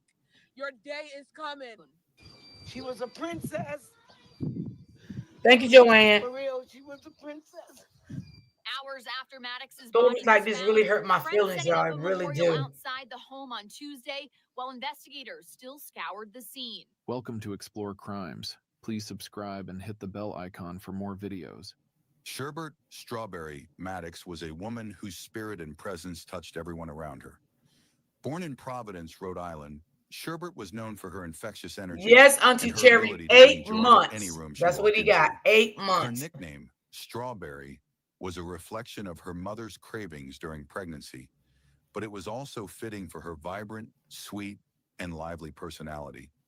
Sherbert had a smile that could light up the darkest days, and she always knew how to make people laugh, even in the most challenging times.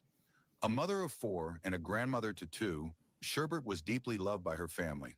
She was the kind of person who always put others first, no matter her own struggles. She was described by friends and family as a caring, compassionate woman who never hesitated to lend a hand or offer a listening ear. Sherbert had a warmth about her that drew people in, and she cherished the relationships she had with those closest to her. Sherbert loved music, dancing, and having fun. She enjoyed life's little pleasures, often laughing and dancing to her favorite tunes. For her, happiness.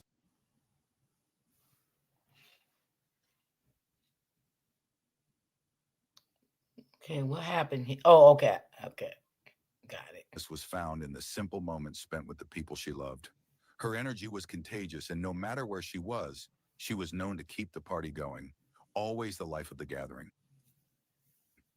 Despite her bright and bubbly personality, Sherbert faced a difficult life. She struggled with drug addiction. She was also caught in a turbulent relationship with Nathan Cooper, a man with a long history of violent behavior, including prior convictions and a pattern of domestic abuse toward Sherbert. They had been living together in an apartment for some time. Sherbert's relationship with Nathan Cooper was a complicated and tumultuous one, marked by cycles of love, pain, and abuse. Despite the toxic nature of their relationship, Sherbert had a deep emotional connection to Nathan, which made it difficult for her to fully break free, even as his behavior became increasingly violent. Their relationship began in 2018, and while there were moments of happiness, Nathan's controlling and abusive tendencies soon became apparent. He was possessive, jealous, and often used intimidation and violence to maintain control over Sherbert. His history of criminal behavior and domestic violence was a pattern that Sherbert found herself trapped in, unable to escape easily. Though Sherbert loved Nathan at times, she was well aware of the harm he was causing her. She had tried multiple times to leave him, but the psychological and emotional manipulation made it difficult for There her you to go. truly walk away. Yeah, it will. Nathan had a way of reeling her back in, and despite the abusive Narcissist. behavior, there were moments where Sherbert still hoped things could improve. By March 2022, Sherbert had reached her breaking point. She had finally made the decision to leave Nathan and move on with her life. However, as she was in the process of breaking free, Nathan's violent tendencies escalated. Sherbert's attempts to leave him were met with threats, and Nathan made it clear to others that he intended to kill her, a chilling prelude to the tragic Exactly, events Miss that would Brittany. unfold. On March 22nd, 2022, Sherbert's uncle, Marvin, received a call from a concerned friend who feared something was terribly wrong with Sherbert, even suggesting that she might be deceased. Marvin immediately rushed to Sherbert and Marvin's apartment to check on Sherbert. When Marvin knocked on the door and received no response, his anxiety deepened. He kicked down the door. He was immediately hit by a strong, Yes, Shay foul Shay. odor emanating from the apartment. Yes, nothing but a Concerned, he began narcissist. searching the Yes. home for Sherbert. It was during this search that he made the chilling discovery. Sherbert's lifeless body, wrapped in blankets and saran wrap, was found inside a refrigerator in the bedroom. The sight was horrifying, and Marvin immediately contacted the authorities, setting off an investigation that would reveal the tragic and brutal end to Sherbert's life. Nathan Cooper was found inside the apartment when the authorities arrived, and he was immediately taken into custody for questioning. During questioning, Nathan admitted that he and Sherbert had been using crack cocaine-laced marijuana together on March 16, 2022. He claimed that while Sherbert was taking a shower, he shot her. After she stopped breathing, he wrapped her body in blankets, removed the refrigerator shelves, and placed her inside. He also said that he didn't call 911 because he didn't trust the police. However, Nathan's explanation didn't add up. The police learned that Nathan had been going around telling people that he was going to kill Sherbert. His violent threats had been a consistent part of their relationship. In addition, a note was found on the refrigerator where Sherbert's body was discovered. The note read, "I don't trust you." Tonight, we're hearing from one of the younger sisters of a 40-year-old woman police say was killed in Providence and found dead inside a refrigerator in a Parkes Avenue home. New double serum, visible anti-aging results in And what do you mean that he don't want to call the cops? I wouldn't either if I know I did it. We give Like, her so many freedoms. and this is why I as a tell y'all, service hold member y'all, I'm who getting we this commercial, deploy, girl. that You 90% have to of get the away people from these doesn't type of people. You can't keep saying that. Police believe the Whether man you Sherbert love them Maddox or was not, and I living know with it's not killed her. easy. 12 News reporter Alexandra Leslie joins us live in studio now after speaking with Maddox's sister today. Alex? Well, Shannon, Nakia Maddox told me she arrived in Providence Exactly, after her Miss sister's Judy. alleged killer, 53-year-old Nathan Cooper, was seen by a judge. The Tennessee resident says she doesn't plan on leaving until justice is served. Police say the body of 40-year-old Sherbert Maddox, known by Yes, close Shay friends Shay. and family as Strawberry, was found in a horrific manner, wrapped inside plastic and towels inside a refrigerator. Her sister Nakia tells me it was their uncle who made the discovery. Because somebody called my uncle and told him, hey, I think your niece is deceased or something's wrong with her. And my uncle came, ran, and flew drive down here, and he knocked on the door, and they would not open it for him, so he kicked in the door. And he seen his niece in there. You took a part of my family that we could never get back. Your day is coming. Nakia is referencing Cooper, who police say Maddox was living with. What do you think happened between them? I don't know. I don't have that answer. However, Nakia believes more than one person had to be involved in her sister's death. I want the world to know that justice will be served on my sister. Nobody had to do that girl like that. I don't care what she did. She did not have to go out like that. Police stated that other charges were forthcoming, though it's not clear what those may be and if additional suspects will be part of those charges. After obtaining a search warrant, the police returned to Nathan's apartment to further investigate. They found weapons they believed were used to harm Sherbert, as well as 2 cell phones. The refrigerator, which had been moved from the kitchen to a bedroom, was where Sherbert's body was hidden and concealed. This, along with the disturbing note left on the refrigerator door, reinforced the belief that Nathan's actions were intentional. Nathan was arrested and charged with first-degree murder, possession of a stolen firearm, and carrying a firearm without a license. His past history of violence, his threats, and the way he tried to conceal the crime pointed to a deliberate and brutal act. Right, Shay Shay. But Maddox's sister, who because lives he in had Tennessee, tells me already she's been not telling planning to people he leave was Rhode going Island to do it. anytime soon. Right, Joanne. Nakia Maddox told me she arrived in Providence after her sister Sherbert's alleged killer, 53-year-old Nathan Cooper, was seen by a judge to face murder charges. And justice will be served. And I promise I'm not going to leave this state and go back to Tennessee until something is done the right way. Nakia and Sherbert's godmother, Eleanor, aren't convinced Cooper, who police say Maddox was living with, is the only one responsible. We're going to hide to one person, but I pressed it in her, and I put it in her. Nobody can do that. Nobody. Police say Maddox's body was found wrapped inside plastic and towels inside a refrigerator. Her sister Nakia tells me it was their uncle who made the discovery after getting a call that something may be wrong. And he knocked on the door and they would not open it for him, so he kicked in the door.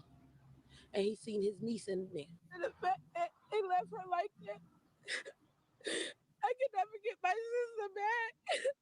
Nakia told me her sister, also known to family and friends as Strawberry, should not be remembered for her death, but for her life as a loving and happy person. She was always happy, smiling, laughing, having fun, always the light of the party. She loved music. She liked to dance. She liked to have fun. That's how I'm going to remember my sister. During Nathan Cooper's first court appearance, the courtroom was filled with the emotional presence of Sherbert's family, who were there to seek justice for her brutal and senseless death. As Nathan stood before the judge, charged with first-degree murder, possession of a stolen firearm, and carrying a firearm without a license, his behavior in court was marked by emotional outbursts. Nathan, visibly distraught, wept hysterically as the charges were read. His tears seemed to reflect a mix of remorse and frustration, though many in the courtroom felt that his display of emotion was less about sorrow for Sherbert and more about the weight of the situation he now found himself in.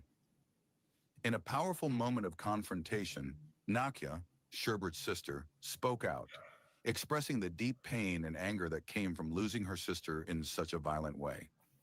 Kill my sister, you An outburst in Providence District Court on Wednesday.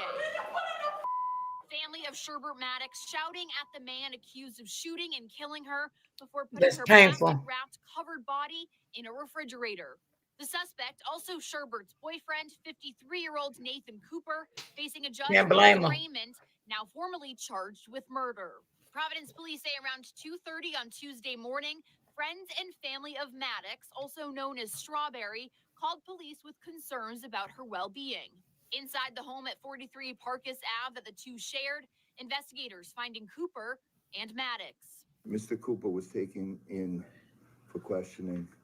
We then obtained a search warrant, and Miss Maddox was found deceased in the apartment. Police taking a rifle and a handgun from the home that they believe Maddox was killed with as early as Sunday afternoon. She was a princess.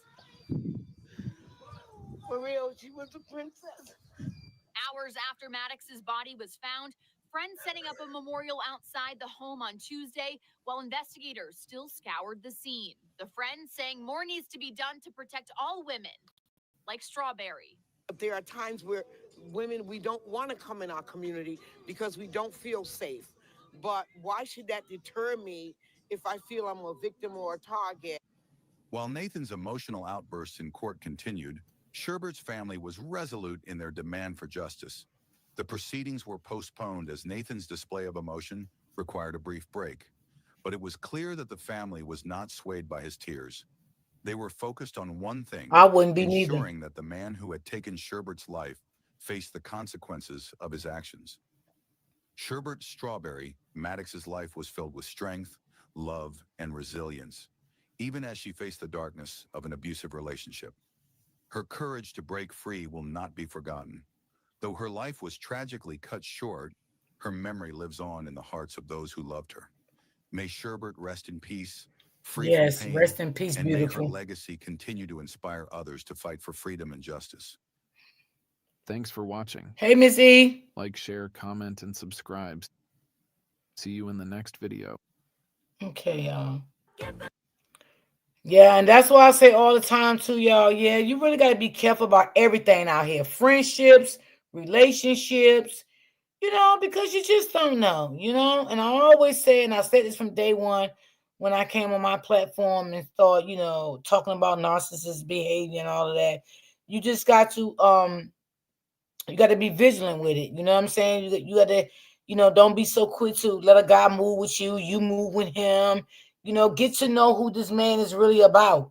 Get to know who these women is really about. Women will portray you too. Look how that story we just watched, how she portrayed that lady and shot that lady. So it's sad. It's just so sad. We living in the last days. This world is mean. This world is evil. People will try to say they like you and I'm cool with you and this and that. And the whole time they don't really like you. You think they like you. Some people just get close to you for reasons. They have their own agenda while they're getting close to you. It ain't because they like you. You got some people think people, they're very smart. They educated.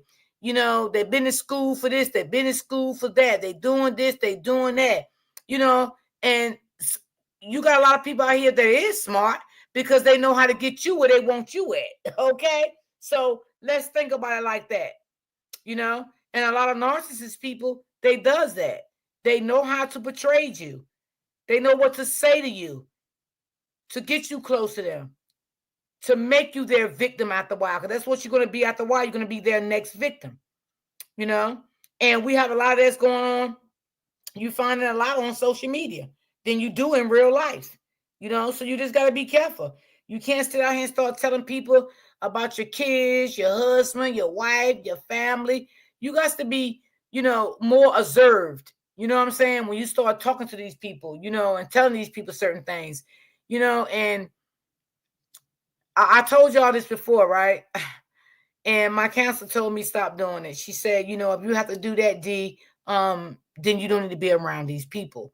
I used to always say, I tell you a lie, to see if you're going to run with it, But she told me, she said, if you have to do that, then these are the type of people that you don't need to be around because you got to keep in mind, D, that you don't trust them already. So, and I had to think about that when she told me. I was like, damn, she does make good sense. You know what I'm saying? And I got tired of doing that. But, it is what it is. We all learn from our mistakes. So this is another one I'm going to give y'all. I think this mother and her son was killed. I think they both were by her ex-husband. So let's get into this story. So just be careful, y'all. Just be careful who you be around. Don't be so quick to just dive into people like that. Oh, he is so nice. Oh, she is so nice. Oh my God, And sometimes people would buy you, y'all. They would buy you for conversations. Okay? They will buy you for love. They will buy you for everything. They will use you. They will buy you, meaning sometimes they may give you money. They may buy you gifts. People got their own agenda, how they become close to you. They got their own hidden agenda. And you're never going to know because you're not giving yourself time to know this person or these people. You have to give yourself time. And, when you have a good heart like that, sometimes, you don't look at it like that because you coming in as a good-hearted person. You know what I'm saying? Which they not coming in as being a good-hearted person. They already evil from the fucking jump. Okay? And you always be the one that get hurt at the end because for yourself, you came in to be a good, genuine person whether you're a man or woman or whoever you are. You know what I'm saying? But you can't find it out here nowadays. I'm not putting everybody down, because you have some good, genuine people out here. You know what I'm saying? That do truly would get to know you for you and love you for you, no matter what you got, no matter what you can give. They just love you for you. If they can do for you, be there for you, they're going to be there for you. Then you got some people out here that only going to be there for you because they need something to talk about at the end of the day. So you got to be careful who you meet. You just got to be careful. You know what I'm saying? Because that's the shit that you dealing with in real life. You know what I'm saying? So I'm just saying, be careful, be mindful, you know, and stuff. Don't be so quick to share things about your family, you know, and things like that.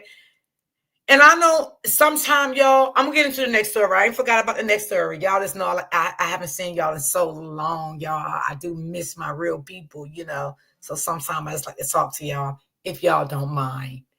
So, you know, sometimes, you know, people meet people also, y'all, at their vulnerable moment. Okay? I have had this happen to me before. I have been at my lowest and met people, and they stabbed me right in the back. Okay? So sometimes when you are at your lowest and you know you do need something or help with something or anything, still try to be mindful of what you say. And some people will be like, oh, you can talk to me. I'm here for you. I got you. I would never reveal anything. I wouldn't do this. I wouldn't do that. I always help people. Watch out for those type of people also. Okay?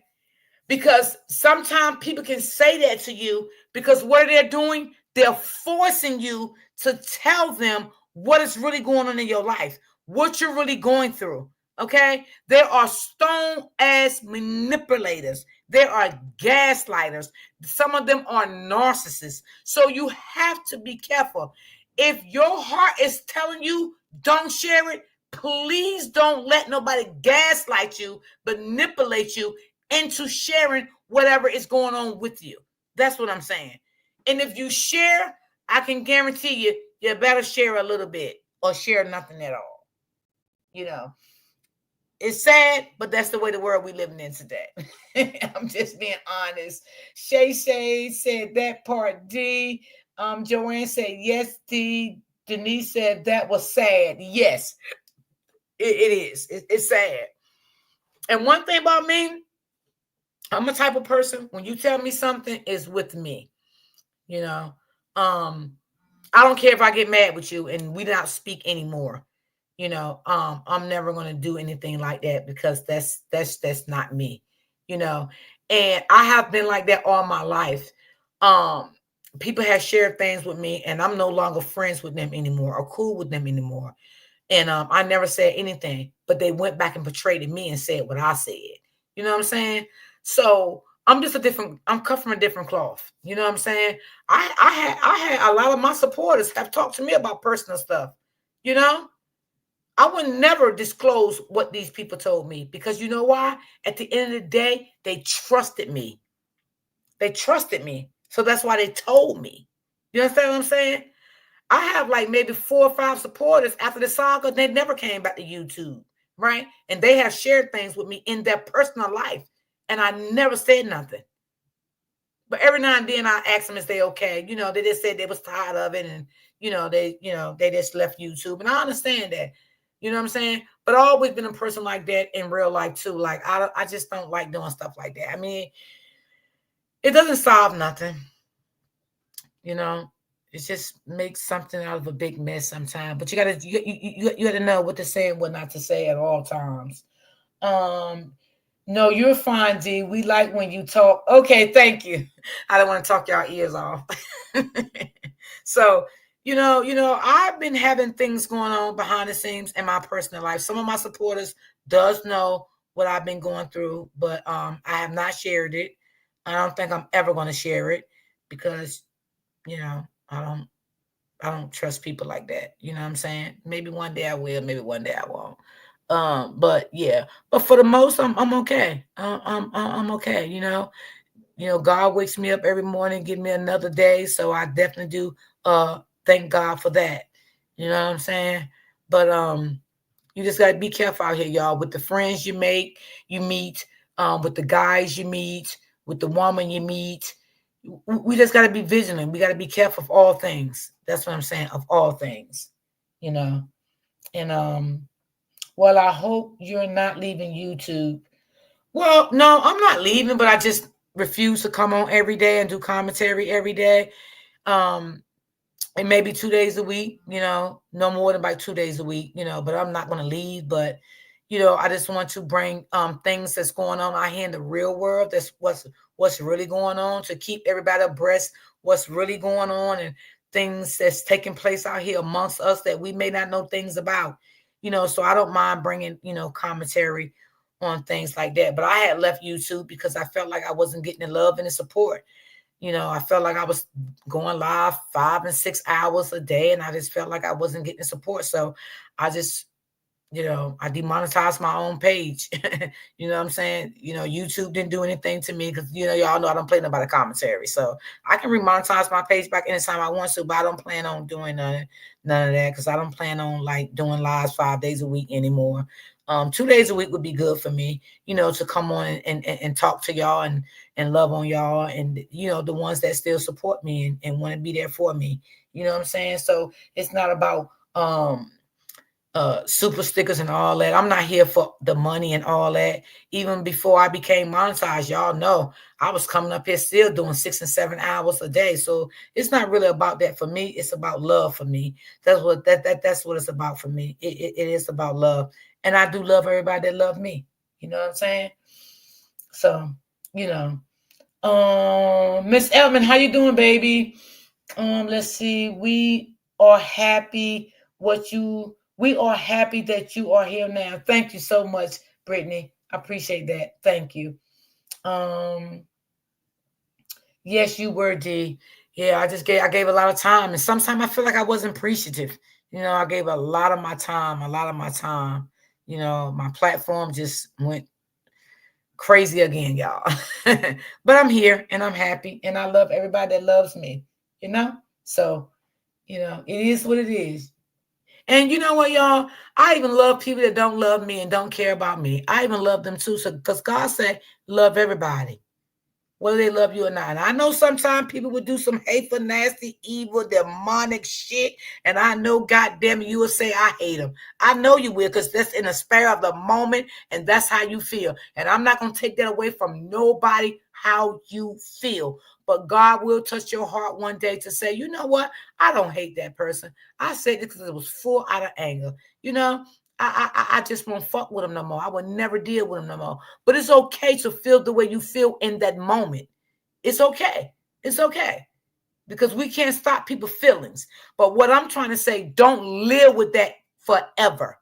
Don't let the devil get in your heart and you live with that hate forever.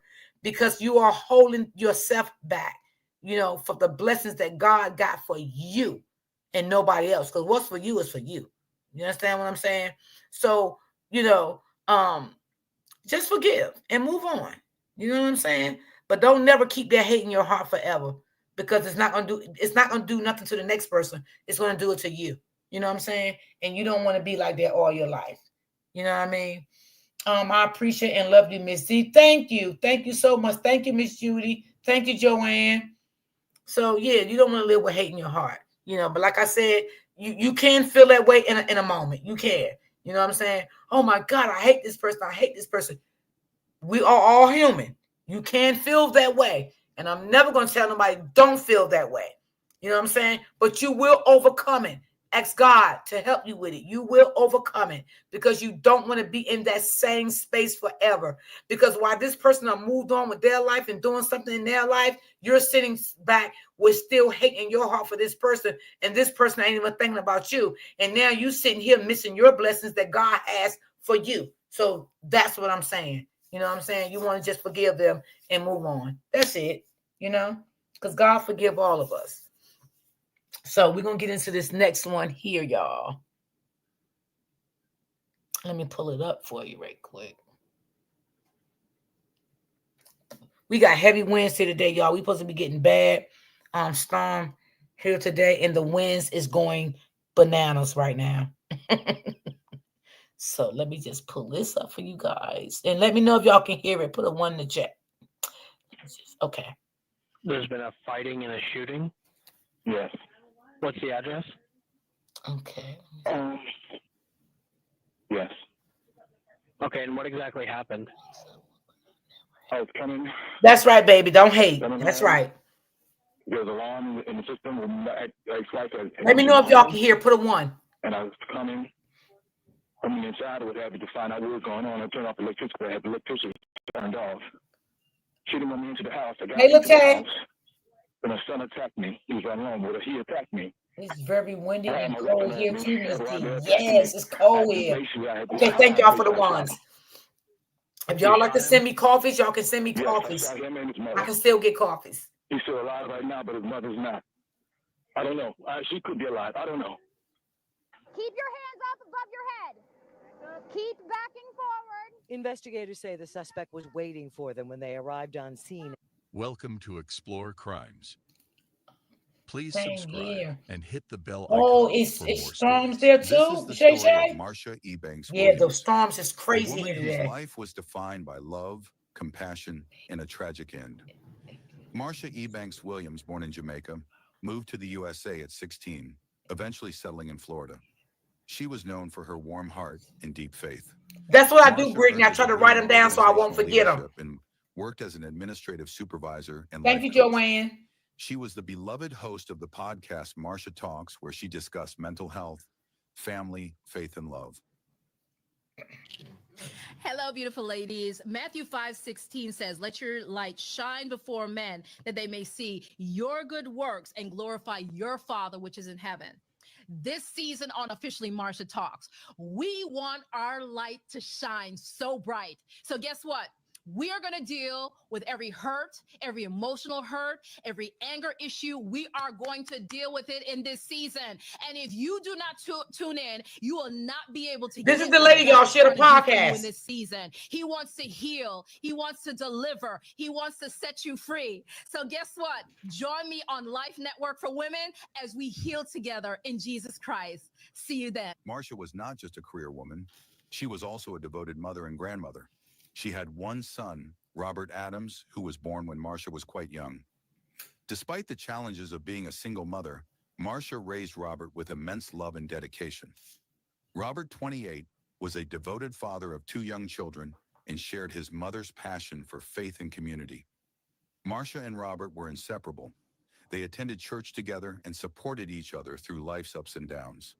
Their bond was strengthened by their shared faith and mutual respect.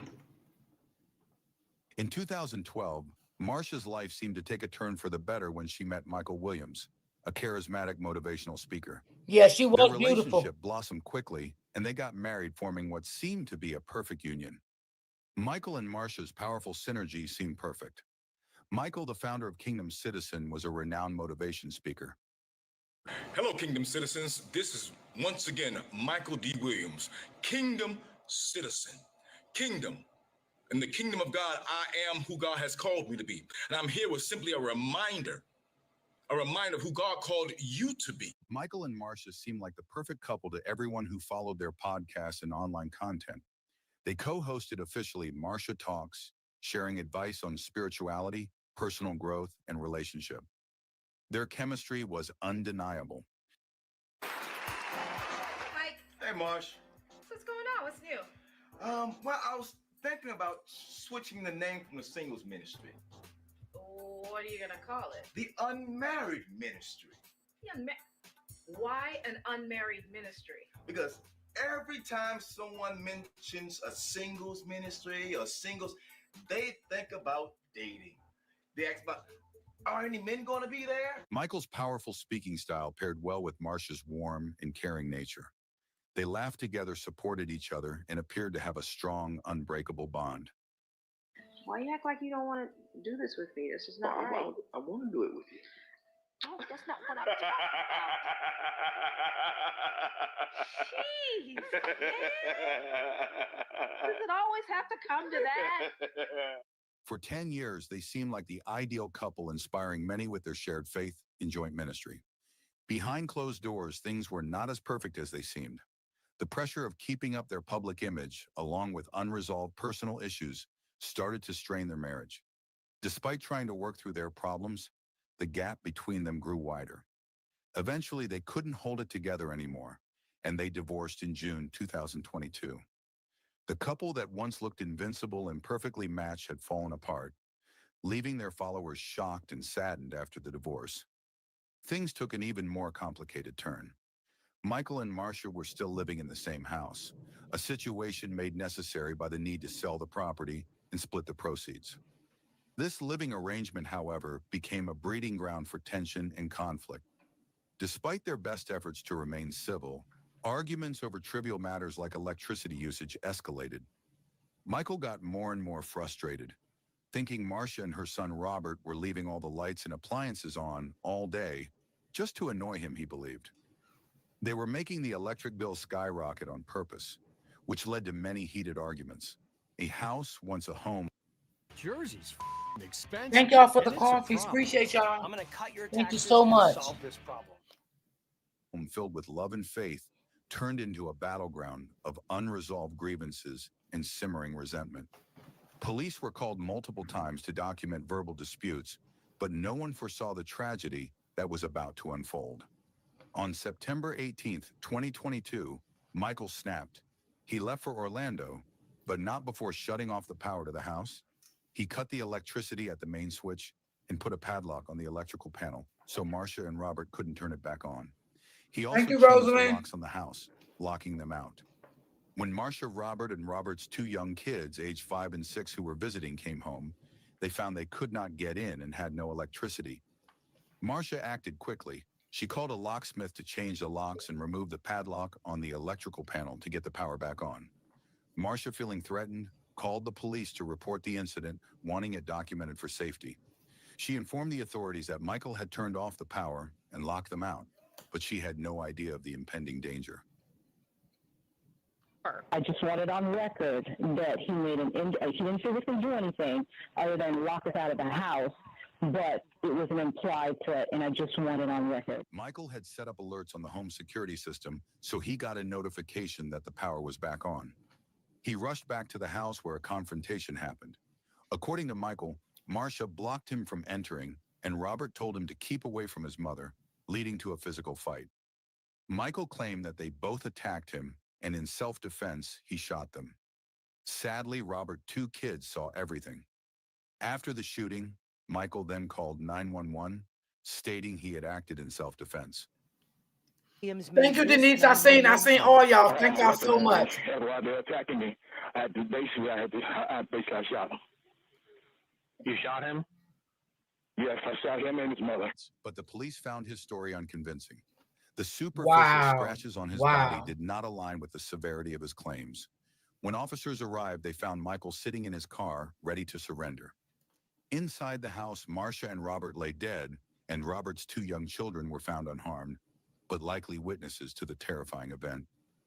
Well, Bridget, this morning, the sheriff's office says that the suspect, Michael Williams, was actually the one who called them and told them that he shot two people and then remained on scene until deputies got there. We have some body camera video from the deputies showing that scene last night.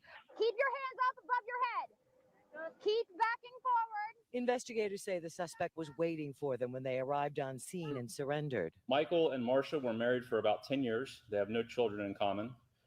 And Michael gave us a story that he was attacked by Marcia and Robert. And this stemmed from an argument that occurred over the past couple of days about the electricity in the house. Michael was upset that he felt that they were leaving the lights on in the house, and he went and put a lock on the box outside of the house, to which Marcia and her son cut.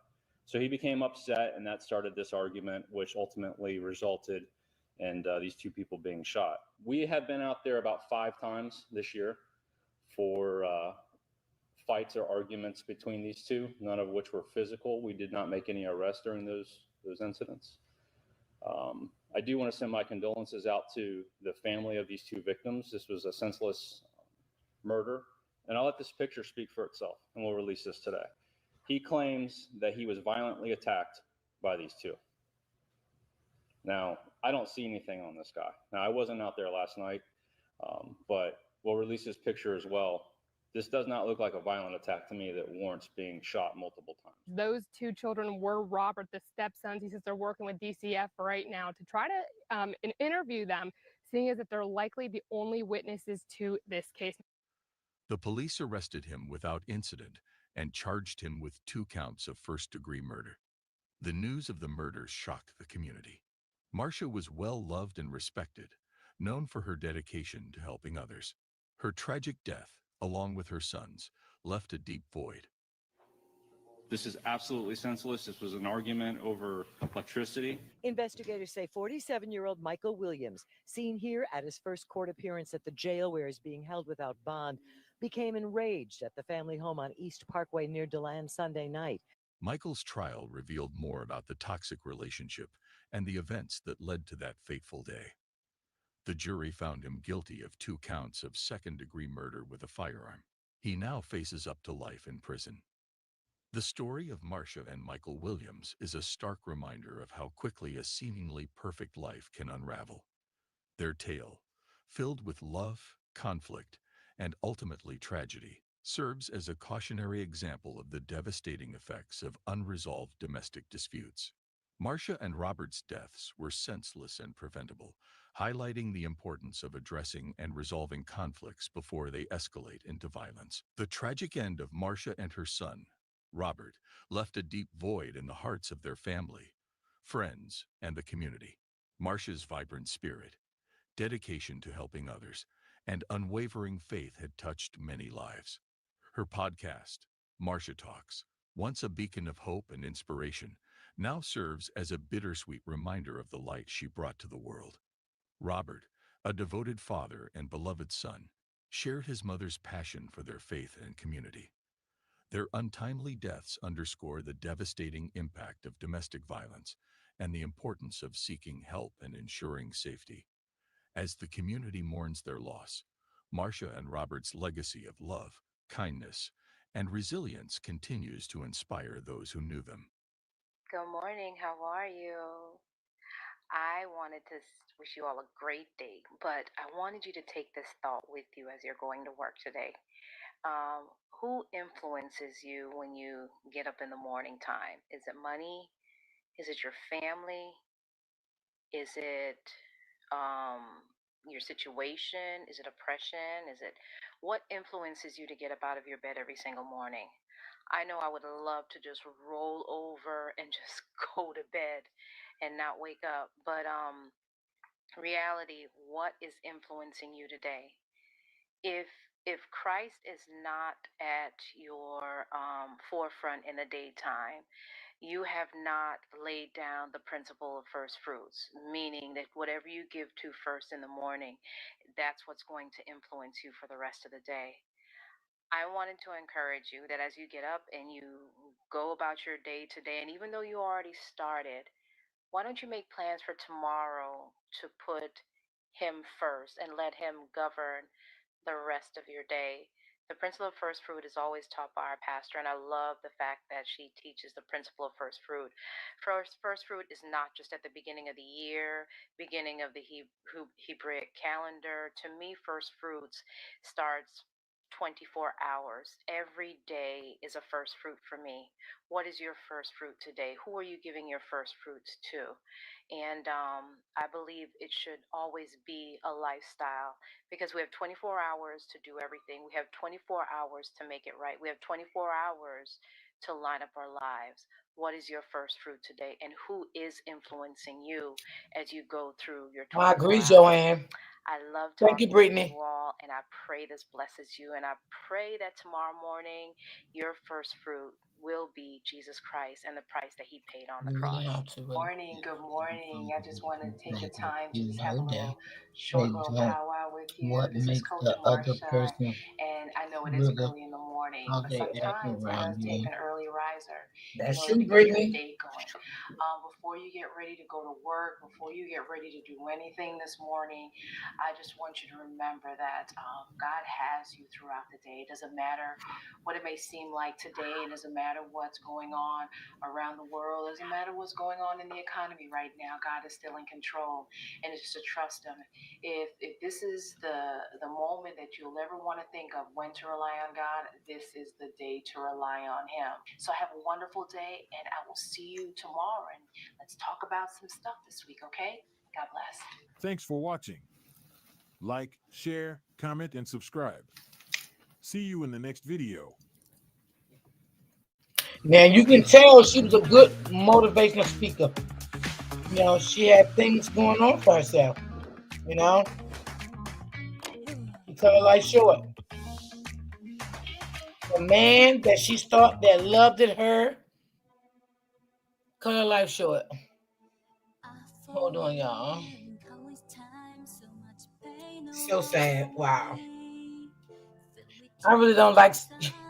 I don't like stuff like this, y'all. But this is what's going on in real time. This is definitely what's going on in real time. So you definitely got to be careful out here.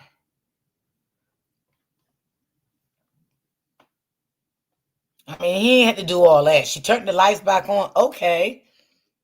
So why did you feel like that you had to do that to her? Because she broke the box, her and her son, and turned the lights back on. Like, why you feel like you had to do that?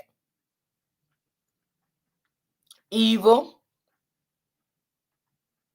And I know sometimes it's hard, y'all, like,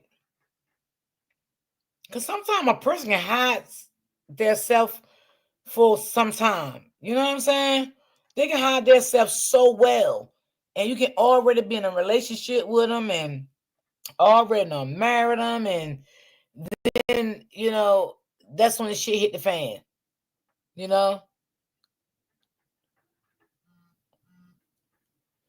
So,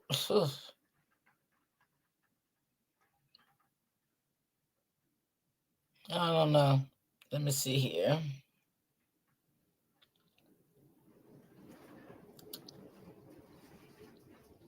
Boy, this wind here is nothing to play with. Like, it's literally pouring down. The wind is crazy.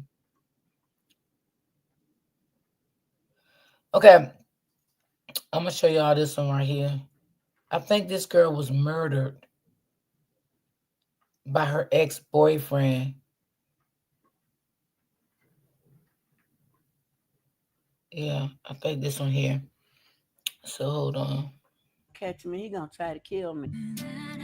China was a mom who loved her 3 children. Her friends called her the diva, always dressed up. Yeah, this was one of her favorite. Her mom can't seem to let go of it. I can only imagine In what's January, behind China, how he was one behind of the the scene. latest domestic violence Exactly, victims shot and Joanne. killed by her abuser. She was just 33 years old. Her funeral packed with people wearing purple ribbons for domestic violence awareness. I know I love you and It's I miss snowing you. again there? I tell you good Ooh, night we ain't every getting no night. snow, but baby, this rain And ain't I tell playing. you good morning every morning. And I think you looking over me because I'm doing the best I can with your children. I love you and I'll see you later, just not yet. But please save a seat for me. In the heart of Chicago, a tale of love and loyalty unfolds, marked by devotion and unexpected darkness. China Mitchell, a spirited mother of 3, embraced a new beginning with her partner, Louis Foster. Yes, Brittany. Their journey, filled with highs and lows, would soon take a turn that no one could have foreseen. Welcome to Explore Crimes. Please That's right. subscribe God give and us hit 2 the bell choices icon every for morning. more You right about stories. that, sis. China Mitchell was a 33-year-old mother of 3 who worked as a security guard along the Chicago Hey, Transit my Authority love, rail Miss line. J. Known for her vibrant personality, she was affectionately called the Diva by her friends and family. Her bright smile and kind heart made her a beloved figure in Hey, her community. Prom. Despite her struggles, China always found time to help others. China and Louis Foster's relationship started full of love and hope. They were deeply in love, and when Louis went to jail for gun charges, China stayed loyal, visiting him often. She eagerly awaited his release, believing they could continue their life together. When Louis was released from prison in 2019, China was overjoyed. She welcomed him back with open arms, believing their future together was bright. They spent happy moments together, celebrating his return by dining out and enjoying each other's company. China often shared their joy on social media, posting pictures of them smiling and having fun. In one heartfelt post, she wrote, "My true love with his extremely handsome self. Our relationship is crazy, but we are inseparable and deeply in love. I admire him, appreciate him, and respect him. His love for me is genuine, and I am so thankful for him." March 2016, That's what she to thought. eternity, when China discovered she was pregnant with their daughter. That's what she She was thought. overjoyed. She was already especially blind. since she already had 2 boys from a previous relationship. The news of having a daughter filled China with immense joy, and she looked forward to expanding their family and raising their children together. Louis struggled to adjust to life outside prison and became increasingly angry and violent. Their arguments escalated, and Louis started physically abusing China. China reported his violent behavior to the police multiple times, detailing instances of physical assault, threats, and harassment. On one occasion, Foster strangled her until she lost consciousness while she was holding their young daughter. After enduring repeated violence and fearing for her life, China broke up with Louis in 2022 and sought an emergency order of protection, which was granted. In her plea, China also requested the removal of Louis' firearms, citing his violent history and the imminent danger he posed. Her critical plea to have his firearms confiscated was denied. Louis' abusive behavior did not stop. He stalked her relentlessly, showing up at her home and workplace unexpectedly. He kicked down her door on several occasions. Wow. Wow. Hold on, y'all. Forcefully entering her home to confront her. His physical abuse escalated, leaving China bruised and terrified. On January 15, 2024, Foster confronted China at the EZ Pawn You're Shop right, on Brittany. South Ashland Especially Avenue, if they was a abusive before they place she went. frequented to buy and Because they sell ain't gonna jewelry. change when they come During a home. heated argument over money, Foster accused China of owing him and threatened her with violence. China, fearing for her life, told the store employees that Foster had threatened to beat her, prompting the store manager to call the police. China ran into the store's bathroom to escape, but Foster pursued her. As police officers arrived and knocked on the bathroom door, they heard multiple gunshots. Foster had shot China in the chest and head, ending her life in a horrific act of violence. After the shooting, Foster ran out of the store, dropping the gun as he fled. The police quickly pursued him, and within minutes, they apprehended him about a block away from the pawn shop. Foster was taken into custody and charged with first-degree murder. Police say it was here on January 15th where China saw Foster with a gun. She liked going to this pawn shop to buy and sell jewelry. China ran around the cabinet, Around the place. to the bathroom. He caught China in the bathroom and shot her in the chest. And when she fell on the floor, he shot her again. Lord have mercy. And you would think before he pulled that trigger, because I'm pretty sure China said, "What about Olivia?" Louis Foster is Olivia's dad. I'm pretending to be happy. Yeah, Joanne, Sad. absolutely. Kinda It's gloomy. sad, but I'm pretending to be happy. Kind of gloomy. We met China's parents, Frankie Mitchell and Brenda Ferdinand, at their home on what would have been China's 34th birthday. They're now raising all 3 of China's And how did he young get a gun kids. and he was a It felony? seems like she never Well, left.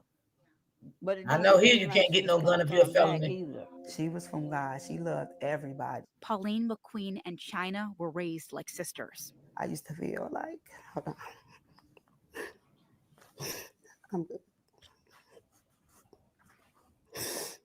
When I used to feel like depressed or like sad, I used to call her.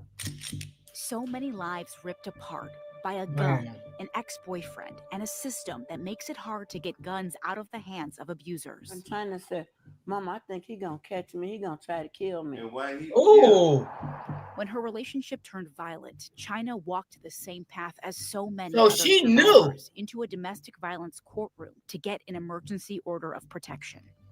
In October 2022, in this petition, China wrote her ex-boyfriend Louis Foster beat her and threatened her, saying, "I'm going to break your neck, bitch."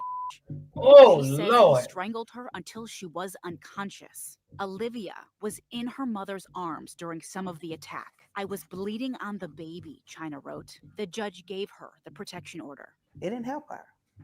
Nothing helped her. There's something else China tried to get the judge to do. In this petition, she asked for a warrant so police could take away Foster's guns. Look at these boxes she checked. Warning, Foster has a history of violence, is suicidal, and a threat to the public. Did China ever tell you she was scared of him? Yeah. She was scared in the sense like, oh, he can kill me. He might going to kill me. So what did the judge do? Nothing involving guns. We wanted to know why Right. and got this transcript. It is everything that was said in court that day. There's not one mention of Foster's guns. So it was worse, I think, than being denied. It was just ignored. On what would have Right. been Why did China's they take his 34th weapons away birthday, from him? her family and friends gathered to release purple balloons in her memory.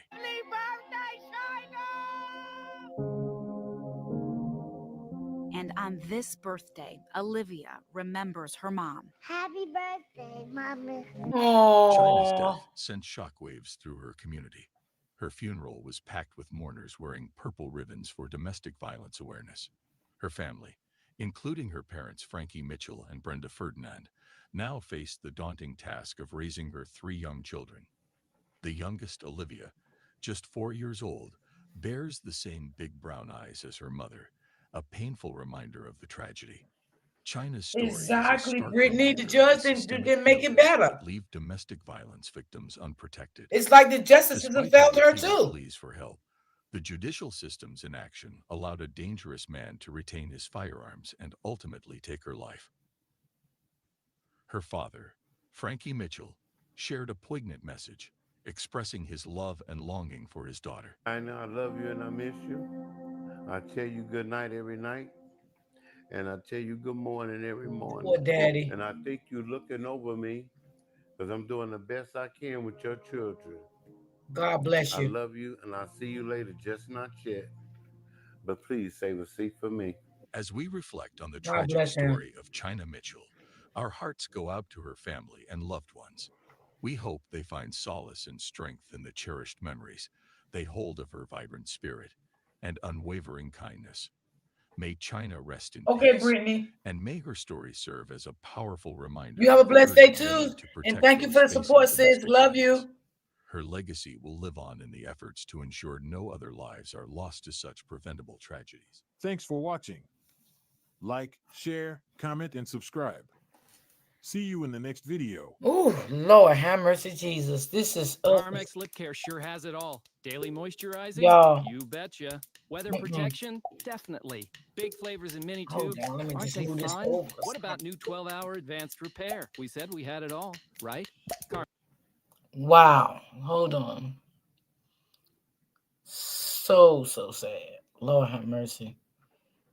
I mean, if he was the type of guy was abusive to her before she went into jail, I don't think I think I'd have left him right where the hell he was at. I'm just gonna be honest, y'all. I'd have left him right where he was at. I wouldn't have even went to see him. I would have moved on with my life. He would have never knew where I was at. He wouldn't have knew anything about me. You know, I'm sorry. Even if we've had kids, you know, I would have changed my kids' school, everything. I mean, you have to be ready. You have to be ready for these things. You know what I'm saying? If God gets you out of a situation, please stay out of it. Don't go back. You know, and don't get me wrong now, because we got some women out here is abusive just like men are. You know what I'm saying? So it can go both ways. But I'm just saying, it's crazy.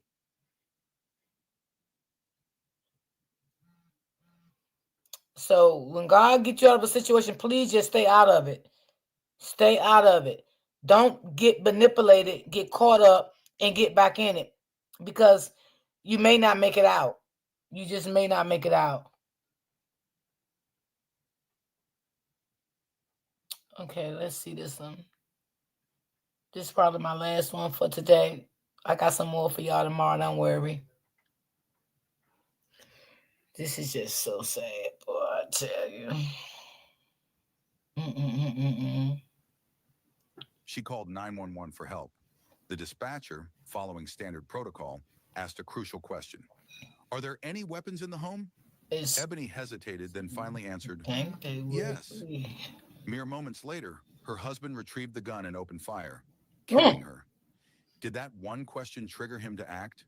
Would Ebony still be alive if the presence of a gun had never been mentioned? Or was her fate sealed the moment she picked up the phone? This is the chilling story of Ebony Byram's final moments. 911, where's your emergency? We need to go. Hello? I want you to go.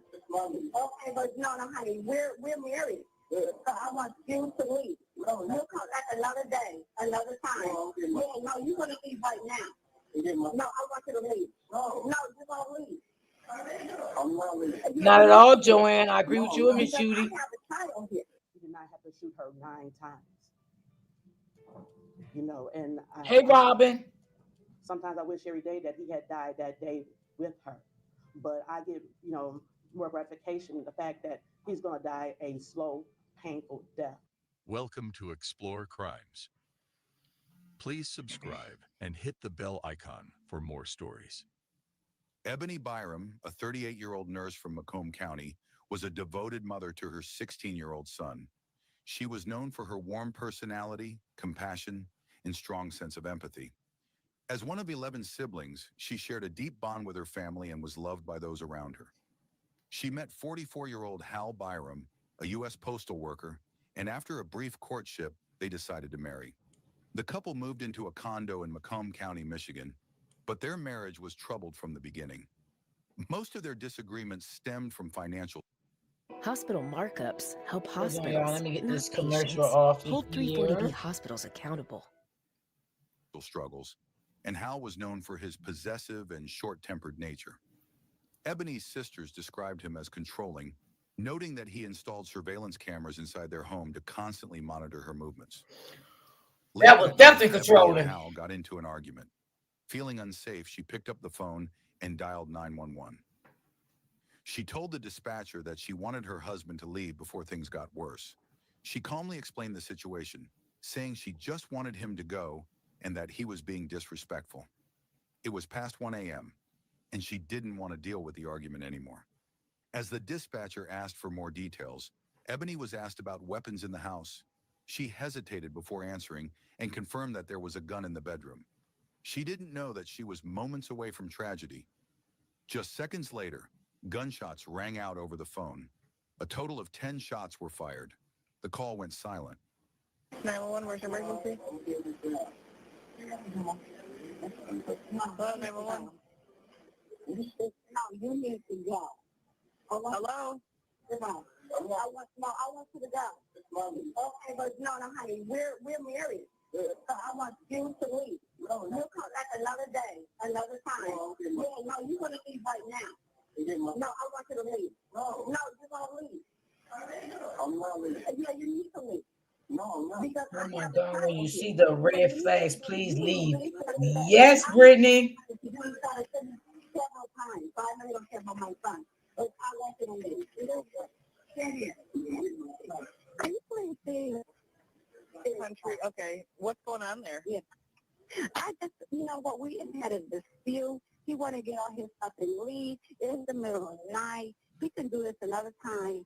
So he can do this tomorrow. But right now, it's like 1 o'clock in the morning, and he's being real disrespectful. This is his wife. And I just want him to go. He can go. I just want him to leave, but he's not leaving. Yes, but he's not leaving. So his name was on the lease, which is true because he came over here and signed the lease before I did. So I just want him to leave. He can just get his stuff another day, and he can just go. But right now, tonight, it's not tonight. Okay, what's the name of And this was the argument. This is the argument that had happened tonight. What's the name of the complex that you live in? Husband's name? Hal Biello, Byron. I'm sorry, what was your phone? I'm sorry, ATL. Okay, what's your name, ma'am? Yes, Brittany, both of your comments make sense. Ebony, what's your last name? It's Byron for right now. It's what? It's Byron, B-Y-R-O-N. Okay, and where's he at now? He's right here, but you know what? This is not a good time. We just had an argument. He getting all the stuff. Like I said, I just want him to leave before it escalates. Oh, okay. Does he have any weapons on him? No, right now, no. Any weapons in the home? It is.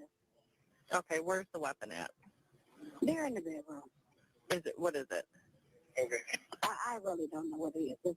I don't know what it is. Is it a gun or is it a knife? What is it? It is. It is a gun. Do you know if it's locked up? No, it's not. Okay. But it's not, it wasn't in play, there's no threat. After talking about the gun, a series of gunshots can be heard. Hello? Hello? Wow. Hello? Hello? Y'all hear that? Hello? Hello? Ma'am, are you there?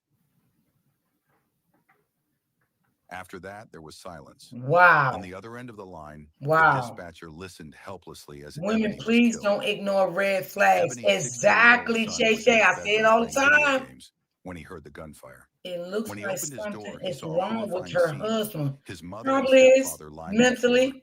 Panicked, Oh my he God, grabbed yes, the I phone heard and it. called 911 for help. Deputies quickly arrived at the Shay scene. Robin Ebony said, had been wow. shot multiple times and did not survive. Nearby, Hal was still alive but badly wounded. After killing his wife, he had turned the gun on himself, shooting himself in the neck. Paramedics rushed Hal to the hospital. Though he survived, he was later charged with first-degree murder in felony firearm possession. A Macomb County woman shot and killed while on the phone with 911. The sheriff tonight says this was a case of domestic violence from her husband. And the woman's 16-year-old son was actually inside the house when it all happened. Deputies say the man then turned the gun on himself. This happened inside the home on Country Ridge Lane, right near Garfield and 21 Mile Road. That's where Jermont Terry joins us now. Jermont? What happened inside this townhouse is still under investigation. We know the woman called 911 in the middle of the night, and while on the phone with investigators, several shots went off. By the time deputies arrived, they found the woman dead, her husband severely injured, and to make matters worse, the victim's teenage son was home at the time. Ebony's death devastated her loved ones. Her family asked for privacy and prayers as they struggled to accept what had happened. Neighbors were also in shock. Many said the couple seemed normal and never showed signs of trouble. One neighbor, Benjamin Verga, described the tragedy as a beast that came out of nowhere. He added that gun violence in the country had become an epidemic. Though police had never been called to their home before, investigators believed the couple had ongoing issues. And that night, everything boiled over. Yeah. Officials were determined to I can seek believe justice that. and worked hard to gather evidence to ensure a conviction. After 3 weeks in the hospital, Hal Byram was arraigned from his hospital bed and ordered to be held without bond. But when it came time for sentencing, Hal refused to show up in court. During Hal Byram's trial, Ebony's chilling 911 call was played in court, capturing the final moments of her life. As the gunshots echoed through the courtroom, her family wept, reliving the horror of that night. Meanwhile, Hal sat silently, showing no emotion, as he listened to the moment he took his wife's life. The defendant, Hal Byram, refused to come to court for his sentencing today. That is his right. The deputies and the judge can't make him come to court, but the victim's family saw that as yet another slap in the face. Him not coming today is just another way of him just controlling the situation. Yes. The family of Ebony Byram has endured a very lengthy, drawn-out court process, mainly because the defendant, Hal Byram, according to lawyers, has been incredibly uncooperative. He pled no contest to killing his wife, Ebony. The two were in a fight inside of their Macomb Township condo in October of 2016. We did not have to shoot her 9 times. You know, and I sometimes I wish every day that he had died that day with her. But I get, you know, more gratification in the fact that he's going to die a slow, painful death. Ebony's sister says a slow and painful death because Hal Byram, seen here in earlier court hearings, was sentenced to life in prison without the possibility of parole. The family says Byram's life sentence does help. It does bring closure, but there will always be a wound how their that will never boyfriend heal. / spouse I know that you didn't want to show up or because you know side that piece you hurt is my sad. family, Yes. and I know that you see that you hurt my family really badly. You broke us in many ways that we'll never be able to repair. I just ask that you suffer and you understand our pain and understand what we're going through. Ebony Byram's tragic death is a stark reminder of the dangers of domestic violence.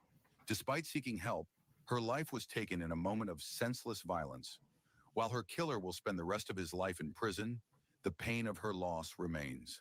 May her story encourage others to seek help and remind us all to recognize the warning signs before it's too late. Yes. Rest in peace, Ebony. Rest in peace, beautiful. Thanks for watching. Like, share, comment, and subscribe. See you in the next video. Sad, y'all. We got to see the red flags. You know what I'm saying? We really do. You know, I try to talk about as much as I can. Some people might say, oh, Lord, I'm tired of talking about the same thing. But because I try to bring awareness to it, like, you have to watch out for the red flags. You can't keep letting it go on and don't watch out for the red flags. Stop letting people manipulate you back into a situation that it may cost you your life. You know what I'm saying? When a man go to jail and he was abusive to you before he went, let his ass stay there. Let another woman take over. Because trust me, he'll find another victim somewhere down the line. You know what I mean? But don't you be the victim again. You try to work your way and get up out of there. Move, change your phone number while he in jail. If you got kids by him, hell. Honey, he don't need to say him. He violent anyway. You know, I mean, it's just so sad. But we got to stop ignoring the red flags. You know, stop letting, you know, people manipulate you back. You know, I love you. You know, things going to change. You know, sometimes counseling don't even do things, because sometimes if a woman wants counseling and a man doesn't want it, whether he your boyfriend or your spouse, it's still not going to make the situation no better, because you want it and he doesn't want it. Now, if both of y'all want it together, maybe it could work. And he's been successful with it. He's always there. You know, he putting in effort when he goes, you know, and you see things trying to like moving forward, then that's okay. But if you're going to counseling with a guy and you don't see things moving forward with counseling neither, that's a sign right there too to get the hell away.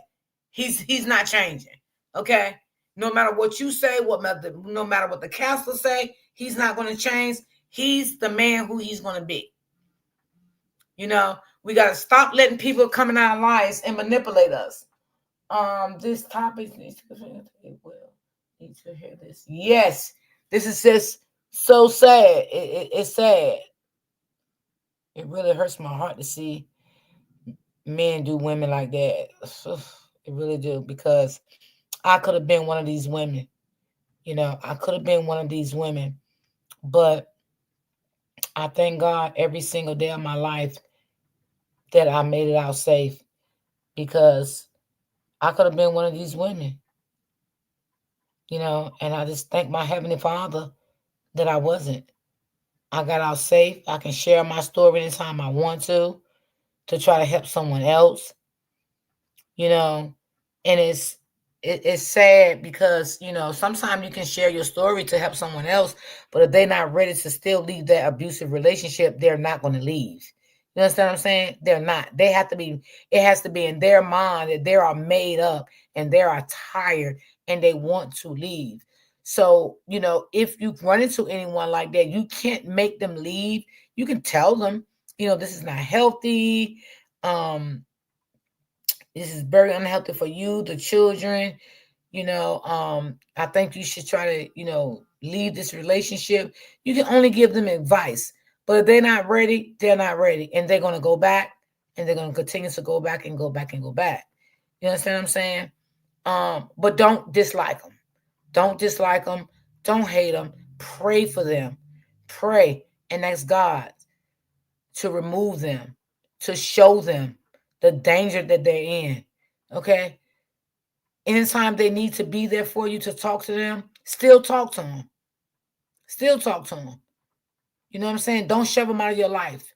Still talk to them. You know why? Because they know they're not happy. They know they're not safe. Okay? They could be scared to leave. You just don't know what the situation could be. You know what I'm saying? Because we're on the outside looking on the inside. But you got some people out here be like, man, fuck her. I'm tired of her. I keep telling her to leave. That bitch ain't leave. Yeah, I ain't telling that bitch nothing else.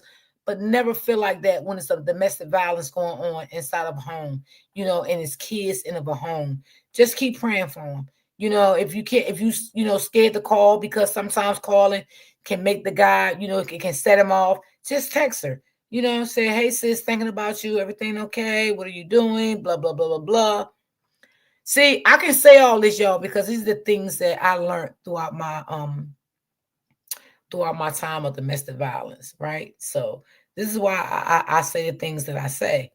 You know what I'm saying? Because this is what my counselor taught me and things in that nature. I mean, I came a long way, y'all, okay? I was in situations like this before. So I can talk about things like this, but don't ever put someone down because they're not ready. And you got some people out here that will do it now. Oh, yeah, they will do it. Man, fuck her. I ain't going to keep telling her she must love it. She love it. Fuck it. I like it. Don't think like that, y'all. Don't think like that. Don't think like that. It's just going to have to be her time to say, I'm tired. I give up. I surrender. You know what I'm saying? But if you do find a friend that's in that situation, you know what I'm saying, and she is ready to leave and she come to you or call you, be there for her. Guide her, right? Tell her how to leave, how to plan it out. I done taught y'all many times how to plan out to leave a domestic violence. You never tell a man that you're going to leave them if you are in the domestic violence relationship. That's one thing. That's a no-go, okay? Because you might not make it out. So never tell a guy that you're going to leave them, okay? Make sure you have money saved up, okay? All of that. I always say, once you move away, don't move in the same town the guy stays in. Move 3, 4, 5 towns over. You know what I'm saying? Transfer the kids' school. Make sure you tell the school, if anyone come here, ask where my kids went to school at, let them know what's going on. You're moving away from a domestic violence. You know what I'm saying? And you don't want to be known where where you moved at. You know what I'm saying? Change your phone number. Don't sit here and tell everybody what you're doing, because everybody's not for you. Because you could be telling your enemy, your business, and your enemy that you think is for you is running back, telling this guy everything that you're planning out to do, and you might not make it out. So you have to choose wisely who you tell what you're doing. Okay? And then another thing, all his friends, cut them off. Cut them off. Because what he would do, he will use his friends to get back through to you. So he can know where you at. Know your phone number. Know what school the kids go to. If you have to change the kids' doctors, anything that this violent man knows about you, you're going to have to change everything. It may not be what you want to do, but you're going to have to do that. You're going to have to do it. Change your routines. The supermarkets you may go to and shop. Don't even come back to the area. Stay where you at. Don't move close to his friends, his family. None of that. If you got kids by him, cut ties with the family for now. You need to cut ties. So, these are just little things that, I can suggest. I just have to pray they get to that point to leave, because it's before it's too late. Yeah. Yeah, absolutely. And that's why I say, you know, if you have anybody, even your kids, your grandkids, anybody, a co-worker, anybody that you know is in this situation, don't turn your back on them, y'all. Don't call them stupid. Don't call them dumb. Oh, I'm not fucking with her no more because she just do this and do this. She's doing too much. Pray for her. Pray for her. Pray for her. Because in due time, she will need you. She needs you right now, right? But this man is so deep in her heart and so deep in her mind. He done gaslighted her, manipulated her. You know what I'm saying? Until she can't leave right now. Okay? And she's so afraid of him. So it can be a lot, y'all. It really can be a whole lot. Like, literally, it can be a lot. You know, so I just pray for people like that. I will always be by somebody's side if they need me. You know what I'm saying? No matter what. Even if somebody up here need me for the talk behind the scenes of a situation, I will do that. And I have did that many times to a lot of people. I just never came out and said anything because it's nobody's business. But I have, behind the scenes, had people hit me up with their relationship, even marriages. But I will never expose them, expose their business. But I gave them the best, great advice. And some of those people came right back to me and said, oh my God, D, thank you. Thank you. It worked. Thank you. You know, and you can't sit in the house and argue with a man that you know is violent. That's another thing you can't do. You cannot sit in the house and argue with a man that you know is violent. You cannot do that. Because what you're doing, you're agitating him. You're agitating him. Oh, fuck you. I'm leaving you anyway. I'm sick of you. You dick little, you this, you that. I'm just saying, y'all, because I know I know how sometimes women can get with their mouth. You know what I'm saying? But it's just agitating him, right? And he's building up more and more and more anger towards you. You know what I'm saying? And one day he gonna break. And you may not never leave alive. You know what I'm saying? So just be careful, you know, arguing. You know, I mean, if he's not, you know, you got some guys will let you leave. You know what I'm saying? Some guys won't. But if you are with a guy that, you know what I'm saying, you can walk away. Meaning, just leave the house, get some air. And if you want to come back, you come back. I don't know, you know, what you want to do. But if you want to come back, come back. But I feel like when you sit there and argue with a guy and you already know that he's a very violent guy, you just agitating him on more. You know what I'm saying? You just putting fuel to the fire. So that's what I'm saying. Don't do that. Because what you can do is cost your own life. You know what I'm saying? So, yeah. So, I mean, and not only men do this, women do this too. Women will, they can be malicious too. I'm telling you, they can be malicious too, baby. So y'all, I'm gonna play this last video for y'all, right? And I'm gonna hop on up off of here. But if y'all want to bless me with a coffee, y'all may bless me with a coffee. My mom would drop it in the chat. So let's see what this one right here about, y'all. Got a little idea, but let's just see what this one Her about. ex-boyfriend and traveling to his DC apartment to kill him. 37-year-old Nijinsky Dix tells police she blacked out and doesn't remember what happened. This story you're about to hear is straight out of a There true crime is thriller, so but many, it's real life. so This many story more didn't unfold on your people typical TV show. nowadays. It happened in Washington, D.C., involving a woman from Chicago who crossed all boundaries of obsession. We're talking about Nijinsky Dix, a highly educated... Yes, Miss Judy, we have a lot of that here too. PhD Absolutely, in you're right. law Absolutely. and justice at the University of Illinois, Chicago. But instead of using her education to fight crime, she became the criminal. Okay, y'all, Now, she what got makes violent. this case even more mind-boggling is the That's fact why I that say she some women wasn't can do just it studying too. any subject. She was studying criminology, the science of crime itself. She knew the ins and outs of criminal behavior, and yet she crossed the line, transforming herself into the very subject she was studying. So let's dive into what happened. Welcome to Explore Crimes. Please subscribe and hit the bell icon for more videos. Nijinsky Latasia Dix was a woman who, on the surface, had everything going for her. At 37 years old, she was pursuing a PhD in criminology, law, and justice at the University of Illinois, Chicago, while also holding a full-time position at the University of Notre Dame. In her role, she was responsible for overseeing 2 federally funded programs aimed at helping disadvantaged students gain access to higher education. She was also a member of the esteemed Alpha Kappa Alpha sorority, a group known for its accomplished members. Her seemed bright and full of promise. But beneath her accomplished exterior, Nijinsky was unraveling, driven by an all-consuming obsession with a man she had briefly dated, Terry Hickman. Terry was a 44-year-old divorced father of 3 who had recently relocated to Washington, D.C. from Nashville to be closer to his daughter, who was in graduate school at Howard University. Terry owned a small trucking company with 3 semi-trucks and was focused on expanding his business and providing for his family. He was known for his outgoing personality, and people naturally gravitated toward him. In February 2020, Nijinsky and Terry met at a party in South Bend, Indiana, where Terry was visiting relatives. She was 36 at the time, and he was 44. The two hit it off, and a romance quickly blossomed, taking root in the early days of the COVID-19 pandemic. But while Nijinsky Yeah, we have a lot of deeply shelters here invested in the relationship, that they do help with Terry was domestic more cautious. violence.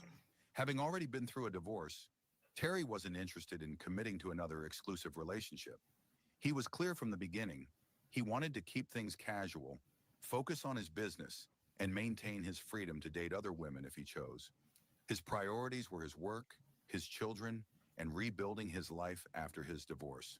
Their relationship, which began with such promise, lasted only 3 months. By May 2020, Terry had made the decision to end things with Nijinsky. She was becoming too attached, too demanding of his time and attention, and he didn't want to lead her on when he wasn't willing to give her the commitment she sought. That was He tried smart to of end him. things amicably, asking her to stop calling and texting him, but Nijinsky didn't take the breakup well. She became increasingly desperate, refusing to accept that the relationship was over. Despite Terry's clear attempts to distance himself, Nijinsky continued to reach out to him incessantly. When Terry blocked her number, she only grew more determined. Her obsession began to escalate. She couldn't let go of the idea that Terry was the one for her, and she became fixated on winning him back, no matter what it took. In the months that followed, Nijinsky's behavior became increasingly erratic. She began stalking Terry, flying from Indiana to Washington, D.C. on weekends without his knowledge. She would rent a car, drive to his apartment, and watch him from a distance, lurking near his home. Brittany said that lady nuts. I told you, women out here like that too, Brittany. Once in September 2020, he saw her sitting in a car near his apartment at the Southwest Duck Pond, but he wasn't entirely sure it was her. Nijinsky didn't He had a just good stop life at going for stalking him herself. from afar. She also tried to get close to him through his family, hoping they would help her rekindle the relationship. She aggressively befriended Terry's loved ones, showering them with gifts and attention in a bid to win them over. She even arranged a summer internship at Notre Dame for Terry's daughter, Morocco, trying to ingratiate herself with those closest to him. She sent Morocco a Tiffany & Cohen bracelet as a gift, but Terry, aware of Sound like a Nijinsky's successful intentions, narcissist. insisted that his daughter return the gift and distance herself from Nijinsky. Despite these efforts, Terry was resolute. He wanted nothing more to do with Nijinsky, and he made that clear. But Nijinsky couldn't accept this rejection. Her obsession with Terry grew darker and more intense, consuming her every thought. On November 14, 2020, Nijinsky's obsession reached its tragic and deadly climax. She packed a 9mm handgun, which she had purchased 2 weeks earlier from a pawn shop in Jacksonville, Florida, and flew to Washington, D.C. with the gun in her checked luggage. After God landing, darn, she rented a what? car and drove to Terry's apartment. Terry, who was in the process of packing up his belongings to move, likely had no idea what was coming. Nijinsky confronted Terry in his apartment. The exact details of what transpired in those final moments are known only to her, but the result was brutal and tragic. Nijinsky shot Terry 5 times, once in the back of the head, once in the left cheek, twice in the neck, and once in the left arm. The attack was vicious, deliberate, and unrelenting. Terry, who had been trying to move on with his life, was now lying dead on the floor of his apartment. When the police arrived, they found Nijinsky kneeling beside Terry's body, still holding the gun. She was on the phone with her mother, telling her, "He pushed me and I shot him." But the scene spoke of something far more premeditated than a simple act of self-defense. Nijinsky, a highly intelligent woman who had meticulously planned her trip and the murder, had carried out a cold-blooded killing driven by her obsession with a man who did not want her. Now to this bizarre and disturbing story of a professor from Notre Dame charged with murdering her ex-boyfriend here in D.C. 37-year-old Nijinsky Dix, an Nope, accomplished women and men, professor with a Brittany. PhD in gender studies, is now behind bars accused of shooting 44-year-old Terry Hickman 5 times at close range. Delia Gonsalves is live in Southwest with the latest on this tragic case. I suppose, Delia, when you peel back the layers here, there is a lot going on. Absolutely. And it is a very difficult story to tell when you read through the court documents. It just spells out a very difficult and tragic story, obviously, with a very horrible ending. Dix tells police she doesn't remember how she got to D.C. In fact, doesn't even know how she got to 4th Street here in Southwest. But according to those court records, she arrived to the apartment right behind me on Saturday. By 5:30, neighbors tell police they heard gunshots and then a woman screaming, "Please wake up. Someone help me." Court documents tell a tragic story of a woman allegedly stalking her ex-boyfriend and traveling to his D.C. apartment to kill him. 37-year-old Nijinsky Dix tells police she blacked out and doesn't remember what happened. And even though many of the victims' neighbors did not want to talk on camera, they helped detectives piece this story together. According to court records, after hearing gunshots, Yeah, Brittany, her whole career gone. pacing the 5th Whole floor career. balcony, a gun in one hand, a cell phone in the other. When police got to the apartment, she was screaming but refused to open the door. When detectives got management to help them inside, the court documents say Terry Hickman was lying. That's right, on the Miss ground, Judy. shot 5 times in the back of the head and neck. Dix was kneeling over his body, one arm raised, another hiding the gun in her lap. After police cuffed her, court records say they opened her purse to hear someone on speakerphone. It was her mother on the cell phone. According to the court records, she told police her daughter said, quote, "He pushed me and I shot him." Dix was checked out at the hospital. Doctors say she displayed no signs of trauma. The court records indicate during her police interview, Dix was shown a picture of Hickman. She responded by saying in part, "Please make sure he is gone. You don't do people you love like that. I'm sorry." But the man didn't love you. He didn't want a relationship with you. He clearly said it. I talked to a lot of neighbors here. He didn't want what this you wanted. afternoon, who were And he told shocked you. that this happened in a fairly quiet community here. And they said it doesn't matter how fancy the apartment is. Domestic violence can affect anyone. You don't know what's happening behind someone's doors. That's what a neighbor told me. Now, Hickman goes on to where we hear in the police report that Hickman dated Dix for 3 months. They broke up in May, and Hickman's relatives tell police, according to these court records, that after they broke up, he found someone new and was about to move to Chicago. Yes, he Hickman was, told Brittany. a She very couldn't take nice rejection. guy, a father of a local girl who attends college in D.C. He was 44 years old. We're live in Southwest. Delia Gonsalves, WUSA 9. It is bizarre and really devastating, Delia. Thank you. During her interrogation, Nijinsky claimed to have blacked out during the shooting, expressing confusion and distress. She asked detectives to take away a photo of Terry, saying, Yes, Miss Judy. Miss Judy, that's why I said, Lord, a famous But the evidence narcissist. was clear.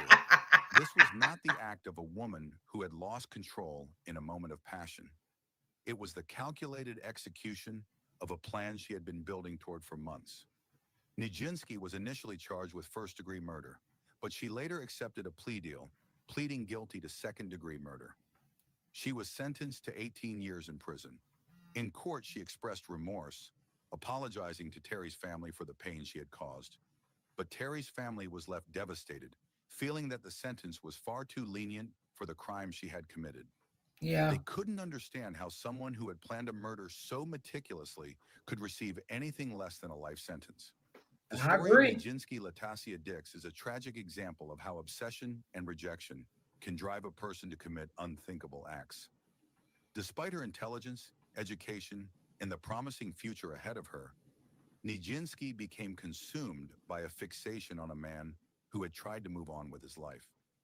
In the end, her inability to let go led to the destruction of 2 lives, Terry's and her own, and left a trail of grief and pain for everyone involved. Terry's sister, Ashley Hickman, addressed the court, speaking directly to Nijinsky Dix. She recounted how Dix had aggressively tried to integrate herself into their family, all in an attempt to rekindle a relationship that Terry had made clear he no longer wanted. Ashley described the loss as unbearable, especially considering the brief and casual nature of the relationship that had sparked such deadly consequences. This loss is so great. And for what? Over a relationship that was only a few months old? I don't think he realized the extent of your obsession, she said, her voice breaking with grief and disbelief. The family's statements in court painted a vivid picture of their deep pain and sorrow. They remembered Terry as a man who had been focused on his family and his business, trying to build a better future for himself and his children. They struggled to comprehend how a brief, casual relationship could lead to such a senseless and violent end. Terry's daughter, Morocco Hickman, who had been the recipient of Nijinsky's unwanted attention and gifts, shared how she had advised her father to distance himself from Dix, never imagining that this advice would be linked to such a tragic outcome. The courtroom was filled with an overwhelming sense of loss and the haunting questions of what might have been if Terry had not crossed paths with Nijinsky. The family's words underscored their belief Oh, that she Dix's was crime was she one of pure was obsession, man crazy. Yes, she premeditation, was, and Denise. cold-blooded intent, an act that, in That their girl eyes, was mental. deserved a far harsher punishment. For Terry's loved ones, the sentence handed down that day could never bring back the man they lost. But they hoped their voices would be heard. Yeah, that's true, honoring Terry's Brittany. memory and the life That's that true. was so But cruelly that's taken crazy from because look how she took a Thanks flight for all the way watching. to where Like, he share, lived. comment, and subscribe. See you in Girl, the next video. I told you those narcissists, they be successful, y'all. You hear what the man just said? She got close to his friends and wanted to buy his friends this and buy his friends that and stuff. That's what narcissists does.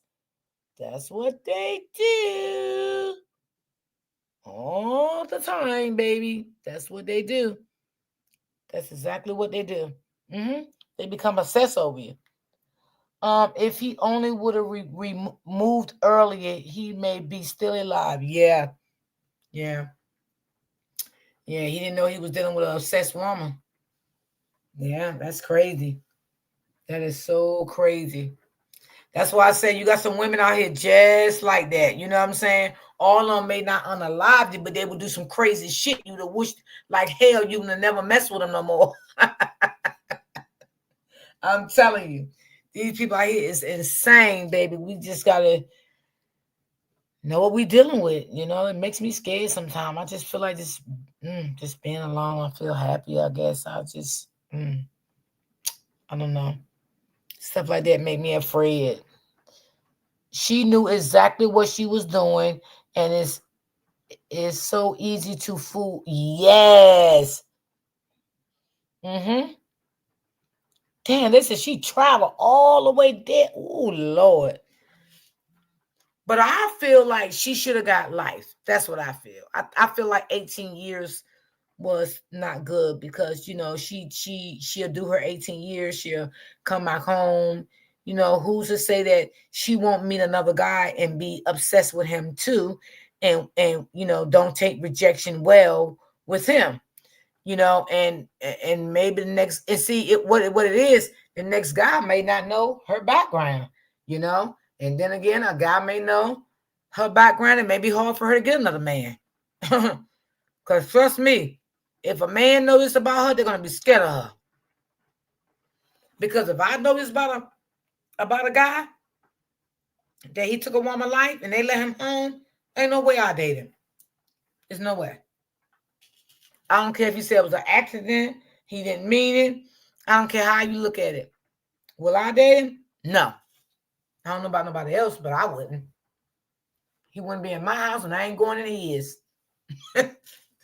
No. So, It's just so scary out here, you know. Sometimes people pick at people because, you know, they alone, you know, but a lot of women, honey, they love to be alone. They love that. But they alone by choice. Everybody have a choice in life of what they want and what they don't want, and what they approve of and what they don't approve of. Everybody have, well, I ain't gonna say everybody on this one, but some people have boundaries, and I'm one of them. I stand big on my boundaries. You understand what I'm saying? So, you know, when a woman can be alone, I praise her. She's a real queen. She can be alone. Sometimes God wants us to be alone. Yeah, he wants us to be alone. So don't always think because somebody alone because they can't get a man. Because that's not the case all the time. Some people, they're doing their own thing. They're happy with their self. And that's what the problem is. A lot of women cannot be alone because they're not happy with their self. You know, they need a man to make them happy. They need a man to make them smile. They feel like they can't lay in the bed without a man. You know, that's all signs is not good. Those signs is not good at all. Absolutely not. If you are a woman and you cannot be alone, something is really, truly wrong with you. So don't sit here and think every woman that they are alone is because they can't get a man. I'm quite sure they can get a man. But some women just like to do them. They want to go to work. They want to do this. They want to do that. And they're fine with that. They're fine with that. But you got some women out here probably can't get a man because some of them so goddamn dramatized. The man don't even want to deal with them too. So, baby, if you can't be happy alone, you ain't ready to be happy with someone else. Girl, you better say it again, Miss Judy. You better tell them again, girl. Tell them again. I would neither, Miss D. Right on, Miss D. We all have a choice. Absolutely. Yes, true, Miss D. It's okay being alone. Yes, some people have to be in a relationship. That's right. And you may not know that same relationship that you want to be in so bad will cost you your life. Telling you. Everybody can get a man, I guess, if they want to. You know, but shit, that shit don't bother me. Not whatsoever. It don't bother me at all. I'm still gonna be me. You know, I still thank God for each and every day he wakes me up, give me breath in my body, put my feet on the floor, and I'm happy. I'm happy. You know, I'm very happy about myself. You know, and you got to feel like that. You really do. You have to feel like that. Don't ever put in your mind that you need a man in your life to make you happy. Don't you ever feel like that. Okay? Ever feel like that. Because that's not a good thought. Period. Hey Roy D in chat. Hey baby, hey unknown, how you doing? For some people, it's a trauma response to always need to be in a relationship. Miss Judy, you're absolutely correct. You're absolutely correct. I definitely agree with you 1,000. I definitely agree. It's not good. It's just not good. Sometimes, you know, God wants us to be alone. He wants our attention. You know, he wants us to see things that he always wanted us to see. You know, he wants us to see who for us, who's not for us. He wants to see our enemies. You know what I'm saying? But when you constantly doing the things, you feel like you need a man, you need friends, you need this, you need that. God can't get your attention because the devil got you so blindsided until you can't see the things that God really wants you to see. Okay? God may want you to say, leave these two people right here alone. They're not what you think they are. But the devil got you so blindsided until you can't even see what God's trying to show you. You know, so that's what I'm saying. You know, so I definitely agree with you, Miss Judy. I definitely agree. I definitely do. You know, but you know, overall, like I'm very happy for people that's in a good marriage, that's happy. Their husband loves them, their wife loves them. I'm very happy to see that. You know what I'm saying? Because I'm a type of person, I love to see people happy. You know, so shout out to everybody that's married, you know, and they're happy in their marriage, or just in a relationship and they're happy. But don't stay in a marriage and don't stay in a relationship and be abused. Okay? Pay attention to God's warning signs. Pay attention when God is showing you something. Pay attention when God is talking to you. And when it comes to anybody, even a friend, I don't care who it is, pay attention. God gives everybody warning signs before self-destruction. Pay a damn attention and stop letting the devil blindside you, because the devil can blindside you so bad until you don't even truly know what's going on. Okay? So don't do that. And I can say what I'm saying because I have been here and I have walked these streets before. I walked these roads before when the devil had me so blindsided of knowing who people really are. But I can see through people so fast now. My discernment is so good. And I still love you, but I see through your shit. I see it, but I still love you because I don't hate nobody. You know what I'm saying? I still love you, but I see through your messy shit. I see what's going on. I see what you're doing. You know, I see. You know, but I still love everybody because that's what God wants us to do. But don't ever let the devil blindside you. But please don't ever do that. Oh, gee, what's going on, my queen? What's going on? Right, I'm happy for people that is married or in a relationship. Me too. I'm happy for them, you know, and I wish them nothing but the best, you know, because I'm not a jealous person, you know. I'm really not. I'm not, you know. I can see somebody right now, you know, out and they happy with their wife or their husband, and it could be for show. But I would tell them, y'all look great together, because that's just me. You know what I'm saying? But I don't really know what's going on in that household because I don't live there. You know what I'm saying? But I'm going off what I see. So what I see, I give them props on what I see. You know what I'm saying? So, yeah. So just always be thankful for people, always.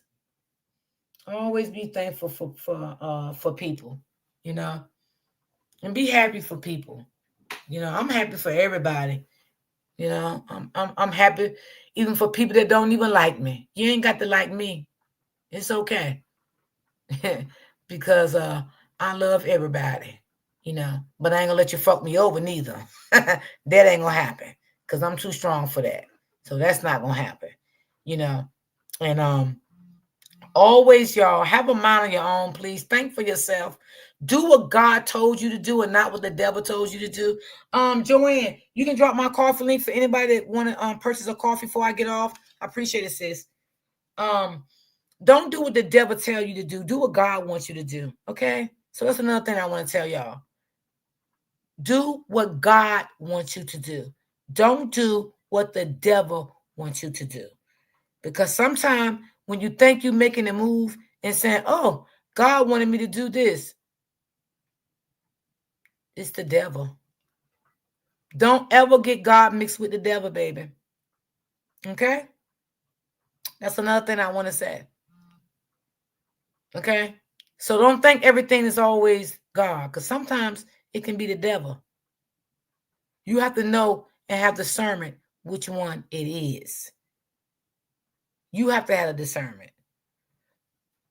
Okay? So that's just what I have to say, you know, because the devil will get you trapped up, baby.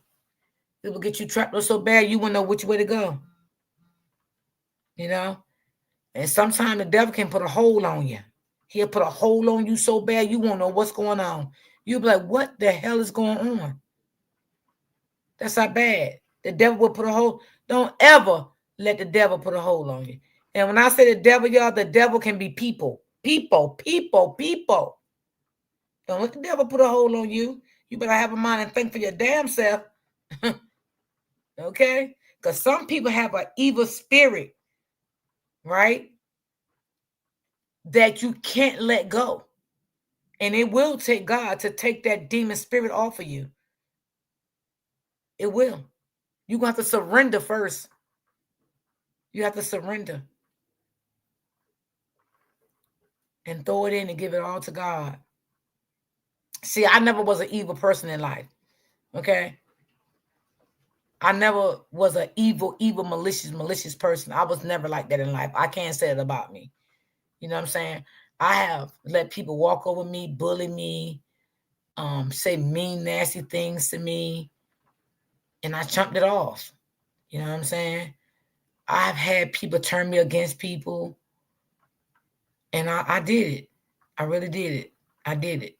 I can't even sit here and lie. But with the God's help, first I want to say thank God. Because I wouldn't be where I'm at today if it wasn't for him. And then I want to say thank you to my counselor for all the years that she counseled me to see things different in life, to do things different in life, to see how people can really treat you. You know what I'm saying? So it's a lot of things that I have seen in life that I know is real.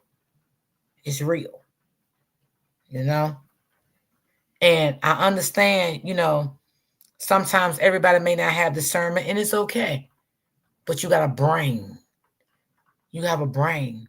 God gave all of us a brain to think on our own.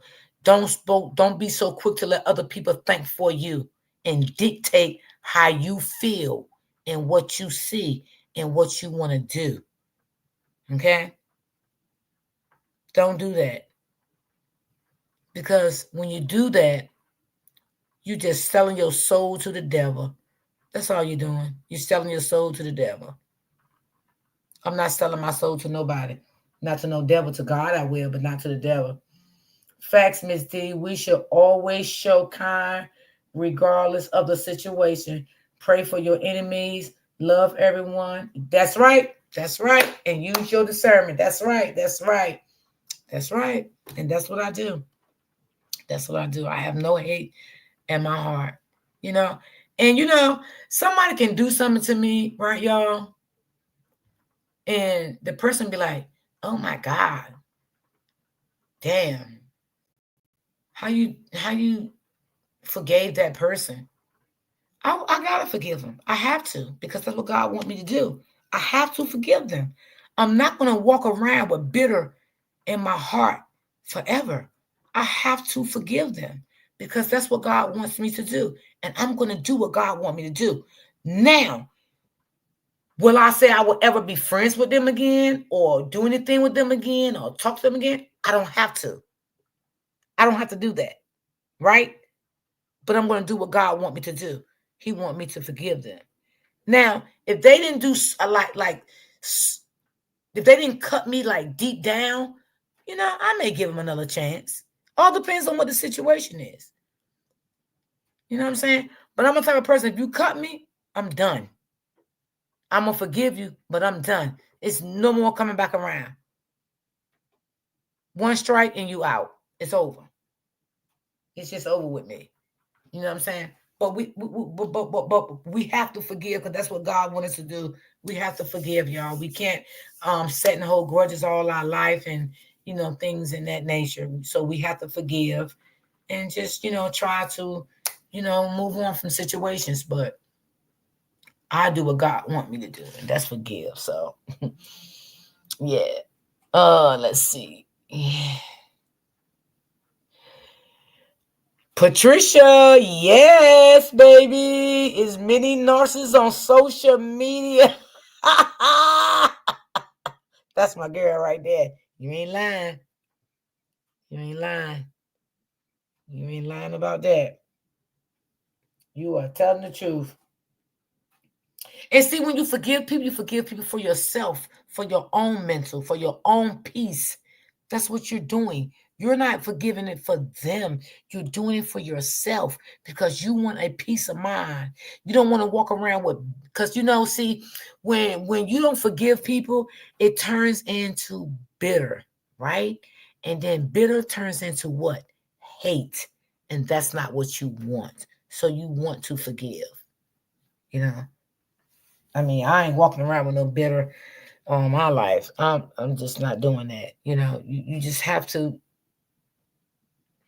And I know some people, they say too, oh, you know, I'm not an easy person to forgive. Well, you better pray about it, baby. If You better pray about it. You better pray about it. God will help you with it, child. Shit, whoever you are. Pray about it. God will help you. He'll help you get over it. He will. Talk to him every day and ask him. He will. Shit, if you need counseling, go get that too. Ain't nothing wrong with it, Don. You know, some people, you know, they're scared to get cancer because people call you crazy and retarded. You ain't retarded. You ain't crazy, honey. I wasn't crazy or retarded. I just wanted clarification what was going on in my life and what has been going on in my life. And God gave me all that clarification, and the cancer came right back, you know, and gave me even more, you know. But I needed to know. I needed to know a lot of things, you know. Shit. Honey, shit, you better forgive people.